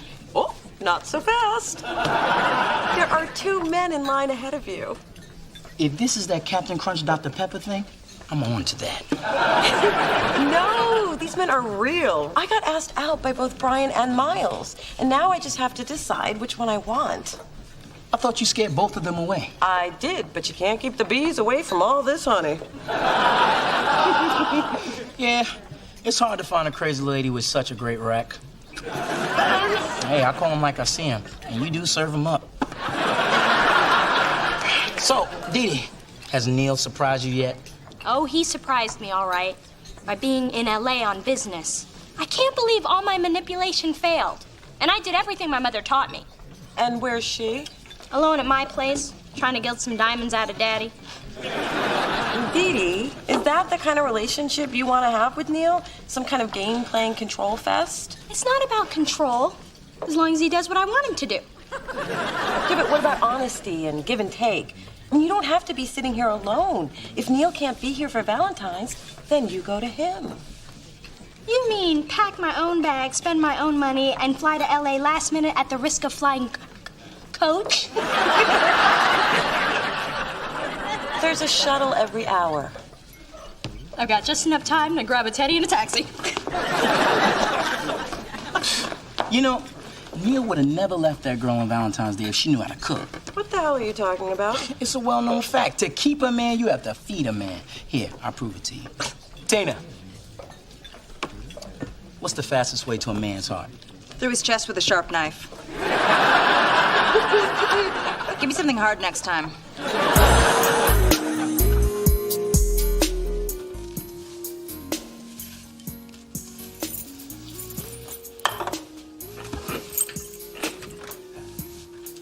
Happy Valentine's Day, chocolate drop. Happy Valentine's Day to you, too. You said we were having brandy. I thought you meant the drink.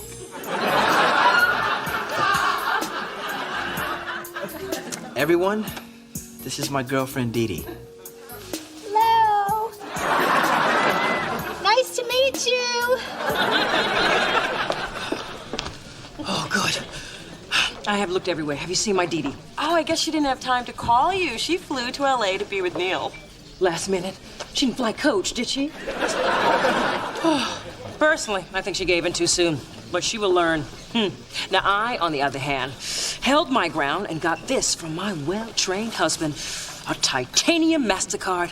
That man really loves me. We're gonna have many happy years together. Yep, you and Daddy are quite a pair. Talk about the credit card. Oh, what a day. I can't remember the last time I had to dry so many tears. You poor dear. Were you trying on bathing suits again? I'm so tired, I don't even have the energy to insult you, you wig-wearing jackal. Hey, I just got my second win. You were seeing patients this late? We were starting to wonder if you got lucky.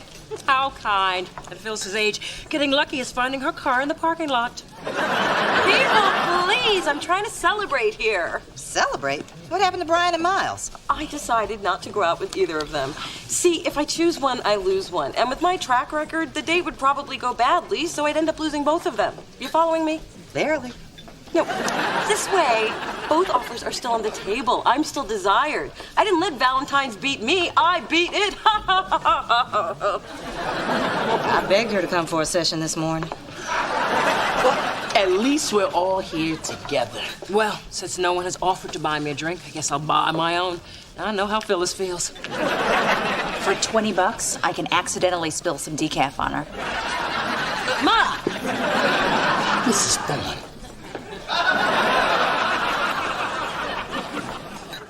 Neil, I'm sorry. I ruined our first Valentine's Day by trying to make you prove how much I meant to you. Well, I should have been more clear about how much you do mean to me. True. But my work means a lot to me, too. And it should. Your drive is one of the things I find really attractive about you. You have to do whatever it takes to get noticed. Well, my boss certainly took notice tonight. He was your boss? The guy who hyperventilated? Yeah. Lucky you had that paper bag from the pharmacy for him to breathe into. I just wish I'd taken the condoms out before I handed it to him. Dee, I really appreciate all you went through to sneak into my room so we could be together tonight. Well, if we don't get busy, it'll be the day after Valentine's when we actually celebrate it. And you know how I feel about that.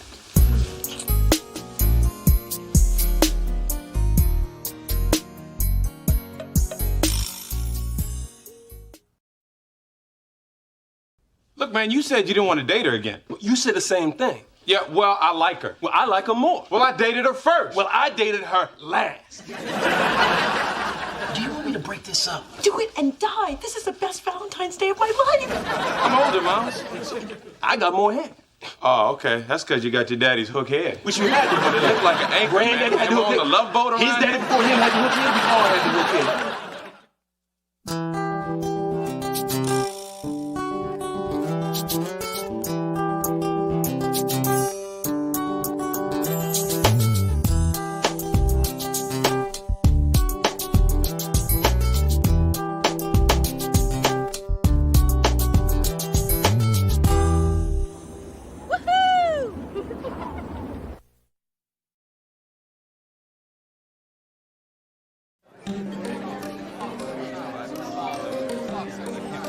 This is ridiculous. I mean, the press is here. Where the hell is Big Fat Slim Jim? It's his listening party.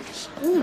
Spencer, don't touch the food before the artist gets here. You taught me that. But Big Fat is 2 hours late.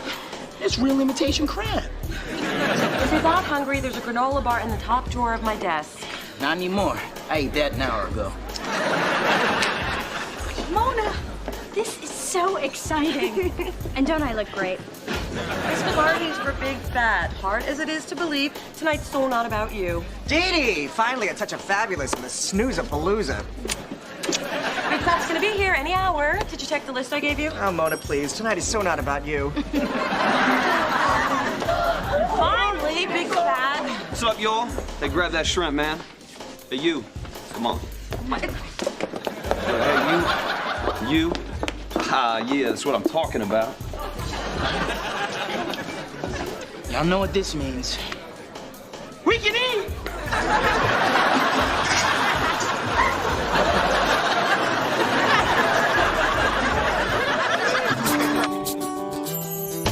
Through this journey of discovery,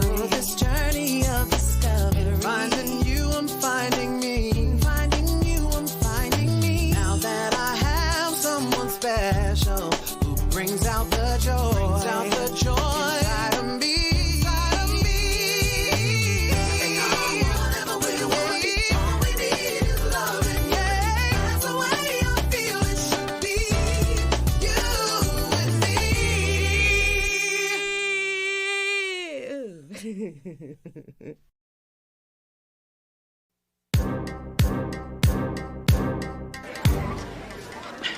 Big Fat and I work very closely. You know that song? I supersized your order and you drove through my heart. Let me be your whopper tonight. You thought of that? Nope. But the two of us was chilling at Burger King when he wrote it. Yeah, baby. Spencer, the caterer is making out with Adam in the closet. I could use a little help here. Can't you see I'm networking? I call it not working. Oh! Dad, you okay? Yeah, thanks. I'm not usually that clumsy. Well, actually, I am. But catering isn't my real job. I work here at Delicious. Oh, what do you do? A&R. I'm Mona Thorne. And the only catering I do is to the artist's every whim. A&R is more glamorous. Developing new acts, hanging out with the artists, breaking up fights at award shows. Hey, I love my job. But sometimes I think this business is more about coming up with a soundtrack or the next Nike commercial than artistic expression. Wow, I've never heard a music executive be so candid. Except for when they're being held out of the window by a rapper. So, what brings you to the party? I write for Herb Magazine, Hamilton Brooks. Oh, I've read your stuff. How would you like to be in it? Your stuff? I prefer to call it a column. You want to interview me? Yeah, you seem to have a fresh take on the industry. Well, I don't know. Can I think about it? Mona, can I talk to you now? Excuse me, Hamilton. I was actually talking to a cute guy with no gold teeth who thinks I'm insightful.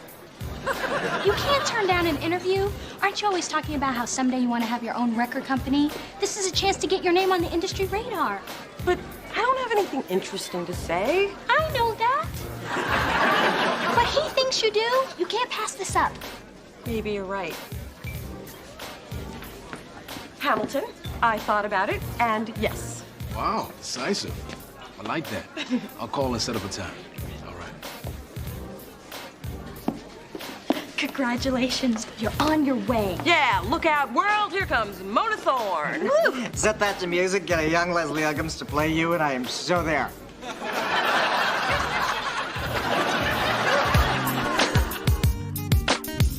Ooh, a whole article about my little girl. Oh, I am so proud of you, Mona. Ooh, I can't wait to read about how it's all thanks to your mother, about all the sacrifices she made to get you where you are, and how, you know, she had to work 2 jobs and then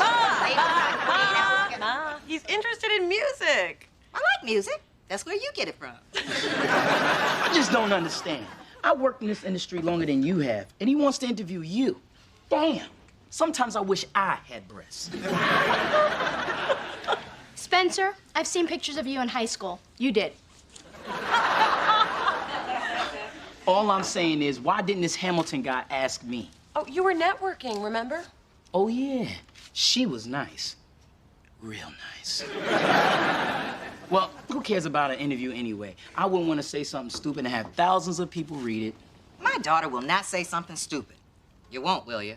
Of course not. Mona's well aware that the top industry people will be reading this and making judgments based on every single word she says, and she'll do the best she can under that pressure. You will, won't you? Well, thanks for the faith, everybody. Hey, Mona, I can help you prep. I was a reporter on my college paper. I wrote searing exposés on grade inflation, black market steroids, and the dangers of using other people's mascara. I'll be fine. I don't need any help. I'll just talk about how music is, like, you know, really important. And how, like, I, have some ideas about how to make it, like, you know, better. And I'd like to thank my mother for getting me where I am today. Don't thank me for that. Well, I've forgiven your father for working on Valentine's Day, but I don't think Coco has. Coco's a dog mother. A sensitive dog. And there's a faraway look in her eyes when she humps his slipper now. Anyway, that's for them to work out. I can't play peacekeeper all the time. Okay, Dee Dee, let's do this. Mom, Mona and I have some work to do for her magazine interview. But I just refreshed my White Russian. Pretend I'm not here. Okay, so we'll do a mock interview and I'll give you notes as we go. Okay. All right. Miss Thorne, how long have you been in the music business? Let's see. I guess it's been like 3 years. What? It's been 3 years. Yeah, and it took you like 3 years to answer the question. You have to keep it short and simple. That means no uhs, likes, or you knows. And if you don't know the answer to a question, say, I'll have to get back to you on that. Now, Miss Thorne, what's your toughest challenge in the music business? Finding talented artists and the contact high you get backstage. What? That was a joke. Don't joke. It seems needy. Now, for my next All right, I can't take it anymore. Cookie dough, are you being interviewed by a man? Yeah. Then there's no need to prep. Just suck in your cheeks, stick out your chest, and speak with a low voice. It doesn't matter what you say, you'll be putty in your hands. Mom, you're setting feminism back 40 years. Please, I'm a staunch supporter of feminism. It's the only thing that gives the ugly girls a chance. Mona, don't listen to my mother. Just be professional, be concise, and be serious. As I was saying... Okay, let's switch directions. How do you think the music business is changing? Be professional, be concise, and be serious. More competitive, more diverse. You want to expand on that? No. Mona, we've been at this for almost an hour and you still seem a little uncomfortable. You sure you're cool? I'll have to get back to you on that. You know, I think it's the tape recorder. I can't stop staring at it. I tell you what, if it'll help, I'll put it out of sight. Okay, so how about your thoughts on the future? Miss Thorne! I brewed some fresh coffee and, oh, I didn't know you were in a meeting. Hello, Adam Benet. That's B-E-N-E-T. No relation to Eric, although I also cried tears of joy when Hallie won her Oscar. I'm the communications liaison. He's the receptionist.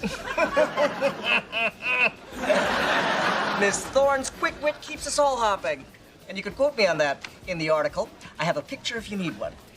Weren't you at the party? You were the one dirty dancing with the coat rack. Oh, phone's ringing. Gotta go.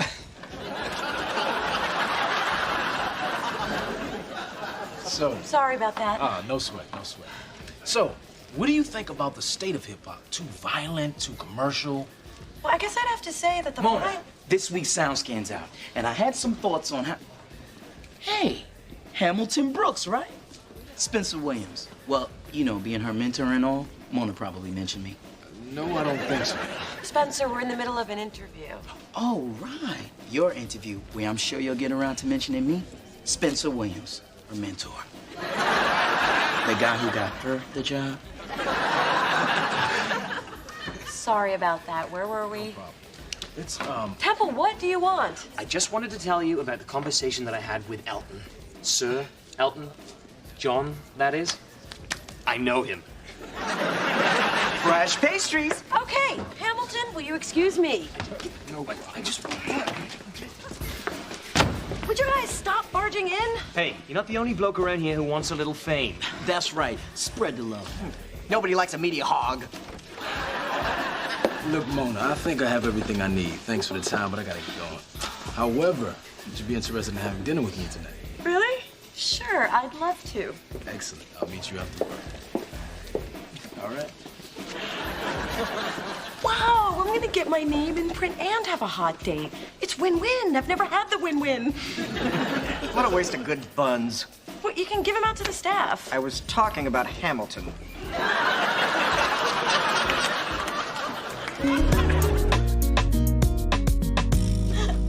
You didn't have to walk me to my door. I didn't want to say goodbye yet. I'm having too good a time. Boy, was that the right thing to say? I'm a journalist. I'm good with words. You know, I'm tempted to ask what else you're good at, but that might sound like a come on. So what else you good at? Making my deadline, so I better take off. Well, thank you for dinner. My pleasure, and thank you for the interview. And thank you for the interviewing. And thank you for being so interviewable. And thank you for... I'm out. I guess I have nothing left to thank you for. How about this?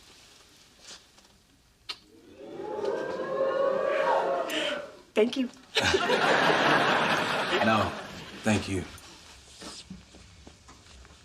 God bless the press.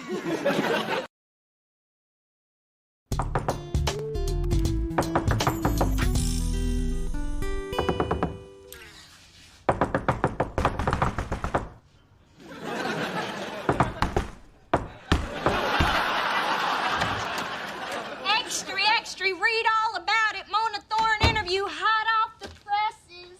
I got the first copy off the truck.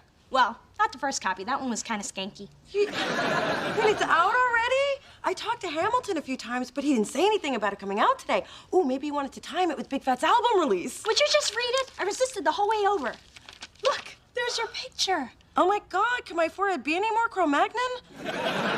You look beautiful, and if you're not gonna read it, give it to me. Mona Thorne, an up-and-coming A&R executive at Delicious Records, has developed such successful acts as Dante and Big Fat Slim Jim. This Mona Thorne sounds impressive. However, according to Miss Thorne, often the music business has very little to do with music.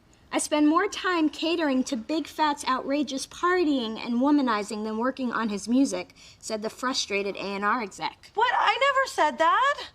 According to this, you said a whole lot more. What? The way that guy drinks, I'm glad he doesn't rap with his liver.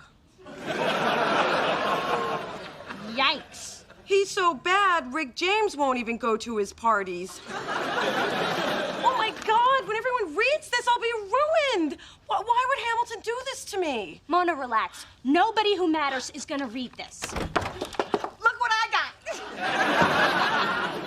I am so proud of you, baby. Ma, how could you say that? Didn't you read it? No, I just looked at the picture. It's gorgeous. You look just like me.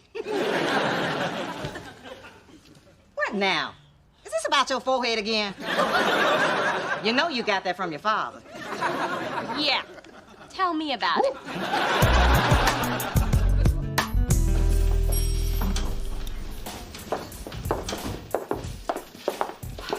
Good morning, Mona. Adam, hi. I read your article. It's been nice knowing you. Spencer, has everybody read that article? Everybody except the blind guy at the newsstand, but somebody read it to him, and he's pissed. This is all a big misunderstanding. Boss lady's coming. Look busy. Busy, I say. Erica's coming? That can't be good. She hasn't been here since she fired the 3rd floor. Yep. Somebody's head is gonna roll. Why is everybody looking at me? Okay, I know why you're looking at me, but stop looking at me. Come on, people, you can look busier than that. Miss Duke, you look fierce. The way you work in that red, it makes all the other colors jealous. Do you really think kissing my ass is gonna impress me? Well, I found it to be the most effective way to deal with powerful, vivacious women such as yourself. Adam, you know Erica doesn't like people sucking up. She's too smart and beautiful for all that. And y'all wonder why I don't come down here more often. Mona, can I see you in your office? Is it too late for me to kiss your ass? Erica, I know this is about the article, but that reporter completely twisted my words around. Let me guess, did he take you out for a fancy dinner, buy you a few cheap drinks, get you to let your guard down? Yes, exactly. I knew you would understand. You're a woman. I am a woman, a business woman. And I'm also an unmarried woman. That makes me kind of tense. So I don't like it when I have to come down here and deal with your inability to separate the personal from the professional. That makes me an evil woman. I'm getting that. Mona, the most important part of your job is to protect your artists. And when you can't do that, that makes me very upset. And now that idiot Big Fat, our biggest artist, who's an even bigger pain in my ass, can't trust you. Erica, listen, I've already put a call into Hamilton. I'm gonna get him to print a retraction. If you can make that happen, I'll talk to Big Fat. If not, you're gonna have to pack it up, sister.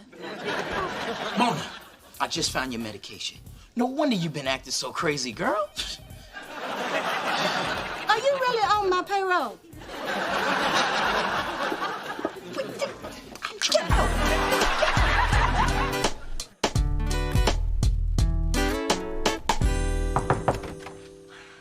Mona, hey, just about to call you back. What did you think about the article? I think it was a big pile of... Miss Thorne, I advise you not to say anything else without first consulting counsel. And as you can see by my power suit, that's me. What's going on? I'm about a minute away from shoving that Miss article... Thorne demands a retraction of your defamatory article and an explanation as to why you printed these disparaging comments, such as Big Fat's favorite drink, Cristal, his favorite meal, groupies. So, what do you have to say? I think I'm gonna let Mona do the talking. You want to know Big Fat's favorite drink? Cristal. Oh, his favorite meal? Groupies. Waiter, another appletini. Wait, you recorded our date? We were at dinner. Which was a part of the interview. But I thought that was off the record. You never said it was off the record. There isn't anything in that article you didn't say. Well, this unexpected development sheds new light on the case. There's only one thing to do. Unfortunately, we don't cover that in law school till next semester. Don't worry about it, Dee Dee. Just give me a second with Hamilton. Mona, I was just doing my job as a journalist. Oh, so you just pretended to be interested in me so you could make me look bad. I wasn't pretending. And I thought you would be happy with the article. Okay, I didn't think you'd be happy, but you should be proud of your convictions. Well, I guess I can be proud of them on the unemployment line. You got fired? After this, I will be. Now, why don't you make that your next story? Oh.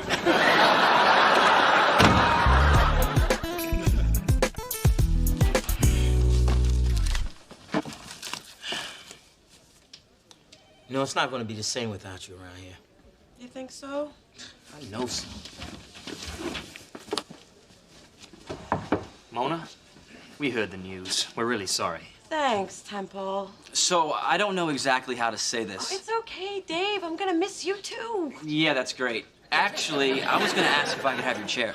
No. We talked about this. When she gets fired, I get the chair. You said you wanted the cabinet behind her desk. No, you said I wanted the cabinet. I said I wanted the chair. People, have some humanity. The body's still warm. Now get out there and do your job so you don't end up like her. Mona, honey, don't mind those vultures. Your real friends are there for you. We're gonna miss you something awful. Oh. Give me a squeeze, girlfriend.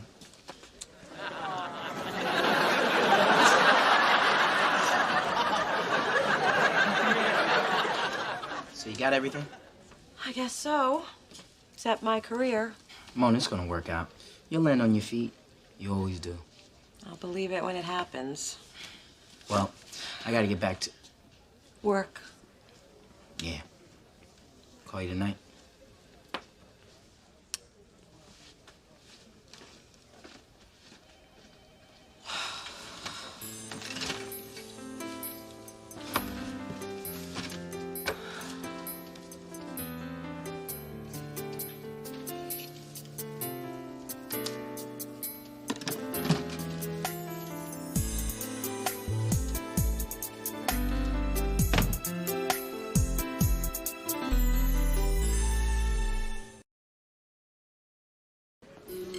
Oh, you guys, you shouldn't have done that for me. Oh, we didn't. It's Henderson's birthday. Oh, great. Well, I love cake. Sorry, Mona. We only have enough for employees.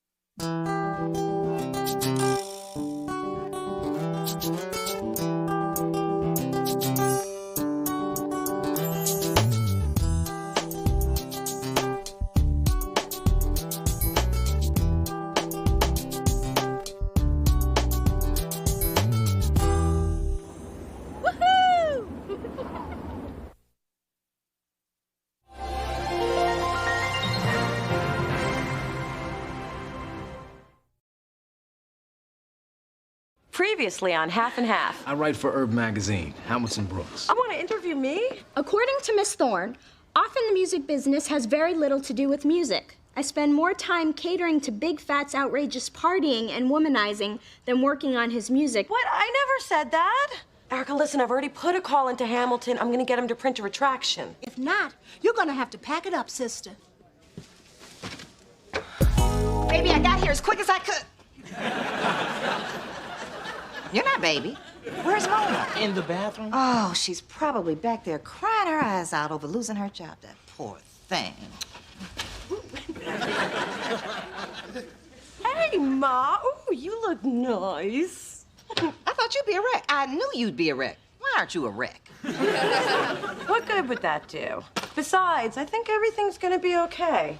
You seemed pretty upset a few minutes ago. I was, but I had a revelation. In the bathroom. Yeah? That's the way I do my best work.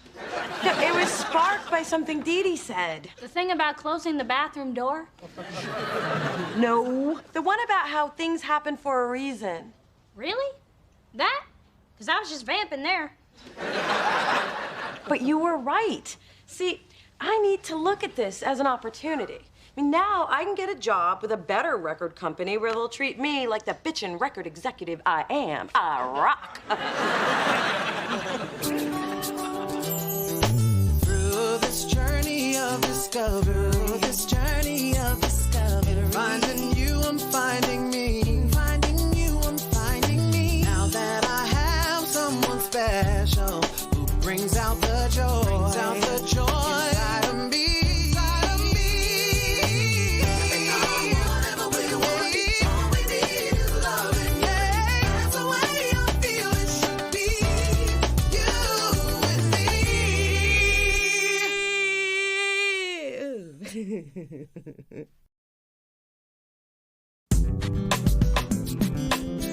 Knock, knock. Can someone help an old lady before she passes out? Ma, you shouldn't be carrying all that. I'll take those bags, Sophie. Oh, such a mensch, this Spencer. And so cute.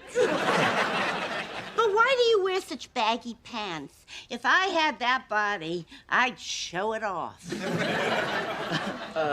Thank you, Sophie, but I'm still not posing nude for your art class. But you can't blame a girl for trying. Bobby! Oh, how's my favorite granddaughter? I mean, other than being unemployed. Ma, you called Grandma the minute you found out? Hey, you call your mom when there's trouble, I call mine. And families need to pull together in desperate, dire times like these. I just lost a job, not the homestead. It's all bad, honey.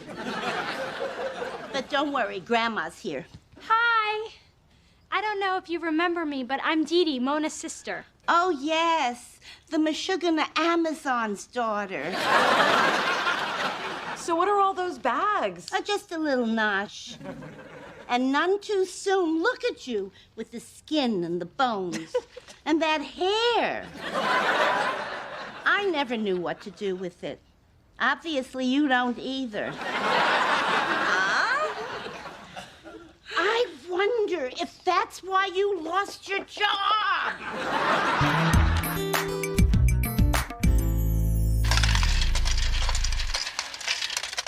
Who knew a bottle this big only held $236.51. That's all your savings? No. Oh, good. I still have my couch change. Mona, I can't believe you're broke. You're like the second half hour of Behind the Music. Hey, I looked over my finances, and as long as I don't eat, drive, or turn on the lights, I'll be good till Friday. Aren't you scared? Hell yeah. I was already behind on my bills when I had a check. So let's change the subject. What's the scoop at Delicious? Well, since your interview, Big Fat's record sales have gone through the roof, again proving there's no such thing as bad press. Sorry. So what I did turned out to be a good thing? Oh, perfect. Only I could get fired for succeeding. You know, Mona, if Maya Angelou had that attitude, we'd never know why the cage birds sang. What the hell does that mean? I don't know. But didn't it make me sound smart and like I read? Your sister can't find a job. Poor dear. It's a rough world. That's why I believe a woman's place is in the kitchen, bossing around the help. Well, I respect how determined Mona is to get through this without asking for help. I think it's kind of noble. Ah, sweet, naive little Dee Dee. I see Mother still has some teaching to do. Let me tell you a little story. Does it involve a dinner theater, a stormy night, and a buff stagehand named Rex? No. I have other stories. And this one concerns Monique Van Peer. Lovely woman, cursed with thick ankles. And somehow you helped her with that. Oh, heavens, no. That'd take a team of surgeons. But when her husband was indicted, she was a basket case. So I stepped in and did what had to be done. I made the country club reinstate her membership and give her a job in the pro shop. Had I not come to the rescue, I shudder to think what would have become of her. Yeah, it boggles the mind. My point is that sometimes you have to help those in need because they cannot see how truly needy they are. You make a good point. It may take a while to get there, but it's usually worth the ride. Reminds me a lot of my love life with your father. I remember when banking was done with actual human beings. Technology has made everything so damn impersonal. Huh. $1,000 deposited yesterday? I wonder where it came from. I don't know, but cash out quick. Dee Dee. Yeah, easy money always reminds me of those Dee Dees, too. But get to pushing buttons before this thing changes its mind. I see you trying to see that screen. No, I mean, Dee Dee must have felt sorry for me and made a deposit. But frankly, I could use the money. Mona Thorne, you are not accepting that ill-gotten money. Wait, you were encouraging me a minute ago. Don't you see? If you accept this, it's like admitting defeat. Or saving myself from selling my blood for a case of top ramen. Mona, I struggled after I divorced your father, but I decided to stand on my own, and I taught you to do the same so you could be strong and independent. And not come to you to borrow money. Exactly, I'm not a bank. But I am a good mother, and I do believe in you, and I know you can get through this if you just believe in yourself. You're right. You know, and there is a job contact I've avoided using because the guy's always hitting on me. But I promised I would never work with him unless it was an emergency. Honey, you're jobless and broke. I think this qualifies. Final Mile Records. Yes. May I help you? Yeah, hi. My name is Just Mona. a moment. I'll transfer you. Oh. I thought you were talking to me. What did you want to speak to? I'm here to see Daryl Miller. I'll check and see if he's in. Oops, did it again. Sorry. May I help you? Oh, not getting me this time. May I help you? You, with the funky hair. Oh, me? Well, you need some kind of signal or something. I'm here to see Daryl Miller. My name is Mona Thorne. There's a Mona Thorne here to see Daryl. Okay, I'll tell her. He's out of town, and his assistant doesn't know when he'll be back. Damn. Okay. Thanks. She's gone. Thanks for covering for me. So, who's this one, Daryl? Ex-wife, girlfriend, baby mama? Hey, I need need you to validate my... Daryl. Hey! I thought you were out of town. I am. I mean, I should be, so see y'all. Daryl, what's going on? Look, Mona, you know you my girl. I just can't be seen with you. I guess you wouldn't give me a job? Give you a job? I'm not sure I'm gonna validate your parking. Daryl, you told me I could always come to you if I ever needed anything. Well, you know, that's when I was trying to get some. I'm sorry, but in the record world, you're poison. Poison? Poison. This could be a dirty business. And now that we know we can't trust you to keep the dirt to yourself, nobody's gonna hire you. But Daryl, music is all I know. What am I gonna do? Have you thought about selling blood?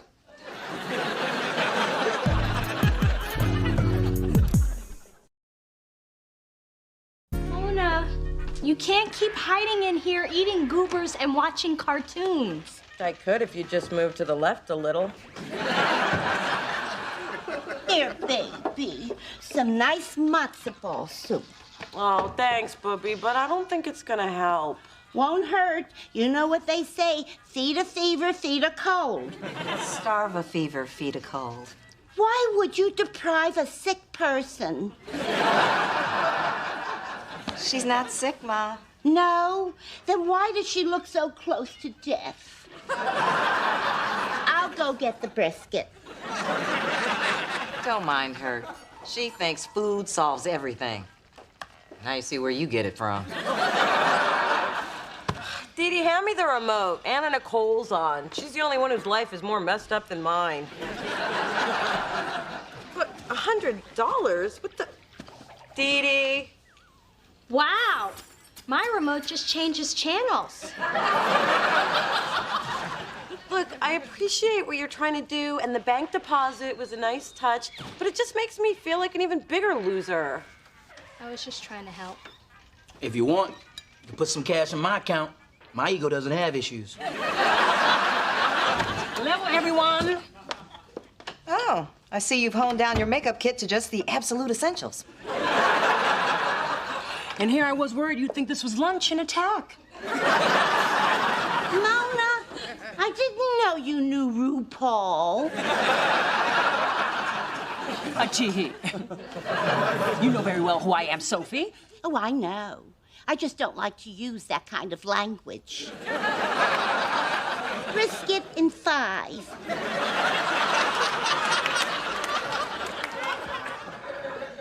Come on, guys. Mona needs us. That's why I'm here. I bought her a little care package. Really? That's so nice. You shouldn't have.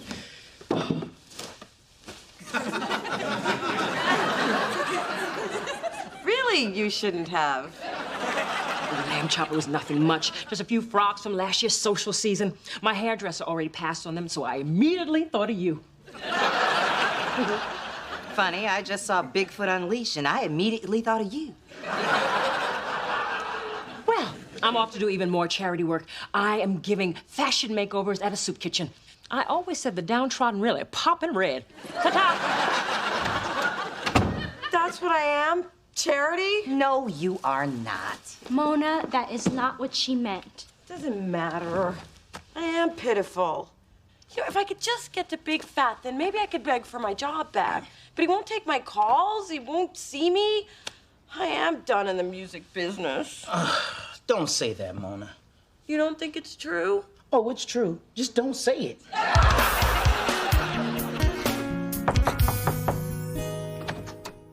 Oh, it's you.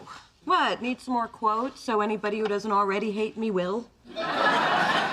Mona, I feel terrible about what happened to you. I can't sleep. That's why I was up when your sponsor called. I couldn't handle it if you fell off the wagon because of me. What sponsor? I'm not an alcoholic. Anyway, she asked me to come over here and help you find a way to fix things with Big Fat. And to keep you from eating any more goobers. Damn duty. Look, Mona, I'm sorry about all of this, and I'd like to make it up to you if I can. I do feel partially responsible. Really? Because I feel you're totally responsible. But since you're offering, how do you think you can help? With Big Fat or with the drinking? So this is a chance to tell your side of the story. What's the skinny on Big Fat? You know, I'm just a young, misunderstood white boy trying to get paid.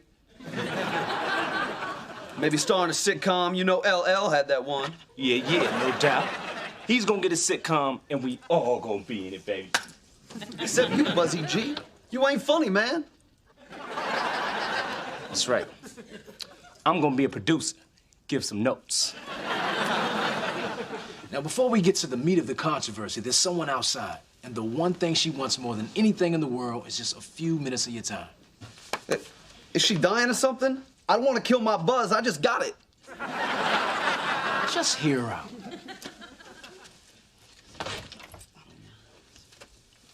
Man, I got nothing to say to her. This interview's over, son. Yeah, over. Come on, do it for me. Why should I? Yeah, why should he? Because if you don't, I'm gonna run a picture of you crying at the Celine Dion concert. Okay, she's got 3 minutes. Go. Look, I'm really sorry I put your business in the street. Yeah, right. You thought you were gonna hurt Big Fat, but now Big Fat is fatter than ever. Ha ha! Yeah. I was wrong to violate your trust, and I will never do it again. Of course, I need my job back to never do it again. So could you please talk to Erica and help me get my job back so I could never do it again? That's all you got? I like your new clothing line. Very baggy. Whatever. You talk trash about me and then come in here asking for a favor? Girl, you tripping. Yeah, straight tripping. Yeah, now there's the dough. The dough.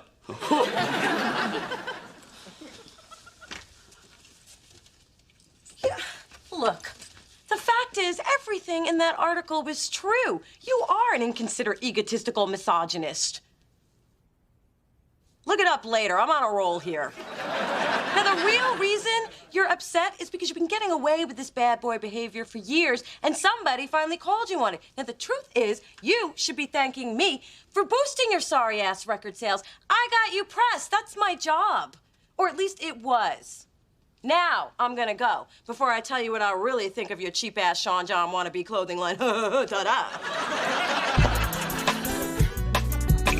Yoo-hoo! It's me with more staples. What kind of staples? Oh, just the basics. Bun cake, borscht, Metamucil. Grandma, I don't need Metamucil. Oh, you will after the bun cake and the borscht. Here's one. A&R executive, up-and-coming label must be creative, enthusiastic, and willing to work long hours for low pay. Well, that sounds perfect. Where is it? Delicious rec... Let's move on.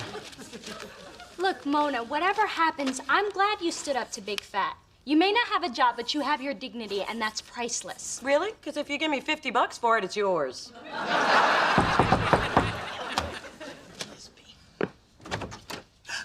God, you're everywhere. I just stopped by to make sure Mona hadn't stolen any office supplies. I think I may have found a stapler. Erica, what are you doing here? Well, since you made the effort to go to Big Fat, I decided to come to you. Apparently, you really got to him. I did? Yeah. He said he won't work with anybody else, and he demanded I rehire you. Well, after I finished laughing at that scrawny little white boy, I told him I hated to let you go in the first place. You're kidding. Am I a woman who jokes? No, not usually. No, not ever. So you coming back? Am I? You bet I am. You can't just dump Mona and expect her to come back with open arms. I can't? No. Since Big Fat will only work with Mona, you need her. And if you want her back, you'll have to up the ante. I was thinking a 15% raise. I was thinking she's lucky to get her job back, and who the hell are you? Someone who agrees with you completely. Welcome back, Mona, and I'll see you tomorrow. And you too, Spencer. You know, since we're talking raises... We're not. Just clarifying. I got my job back! Now I don't have to sell my hair to the wig ladies! Dee Dee, all your interfering in my life is finally paid off. I always knew it would. What's the commotion? Mona got a job back. Oh, mazel tov! Now you and Spencer can get married and put a roast into that crock pot. Grandma! what? You could do a lot worse. He reminds me of your grandfather. Oh, 'cause he's sweet and caring? No, 'cause he's cute and black. Trust me, honey, it don't get no better than that.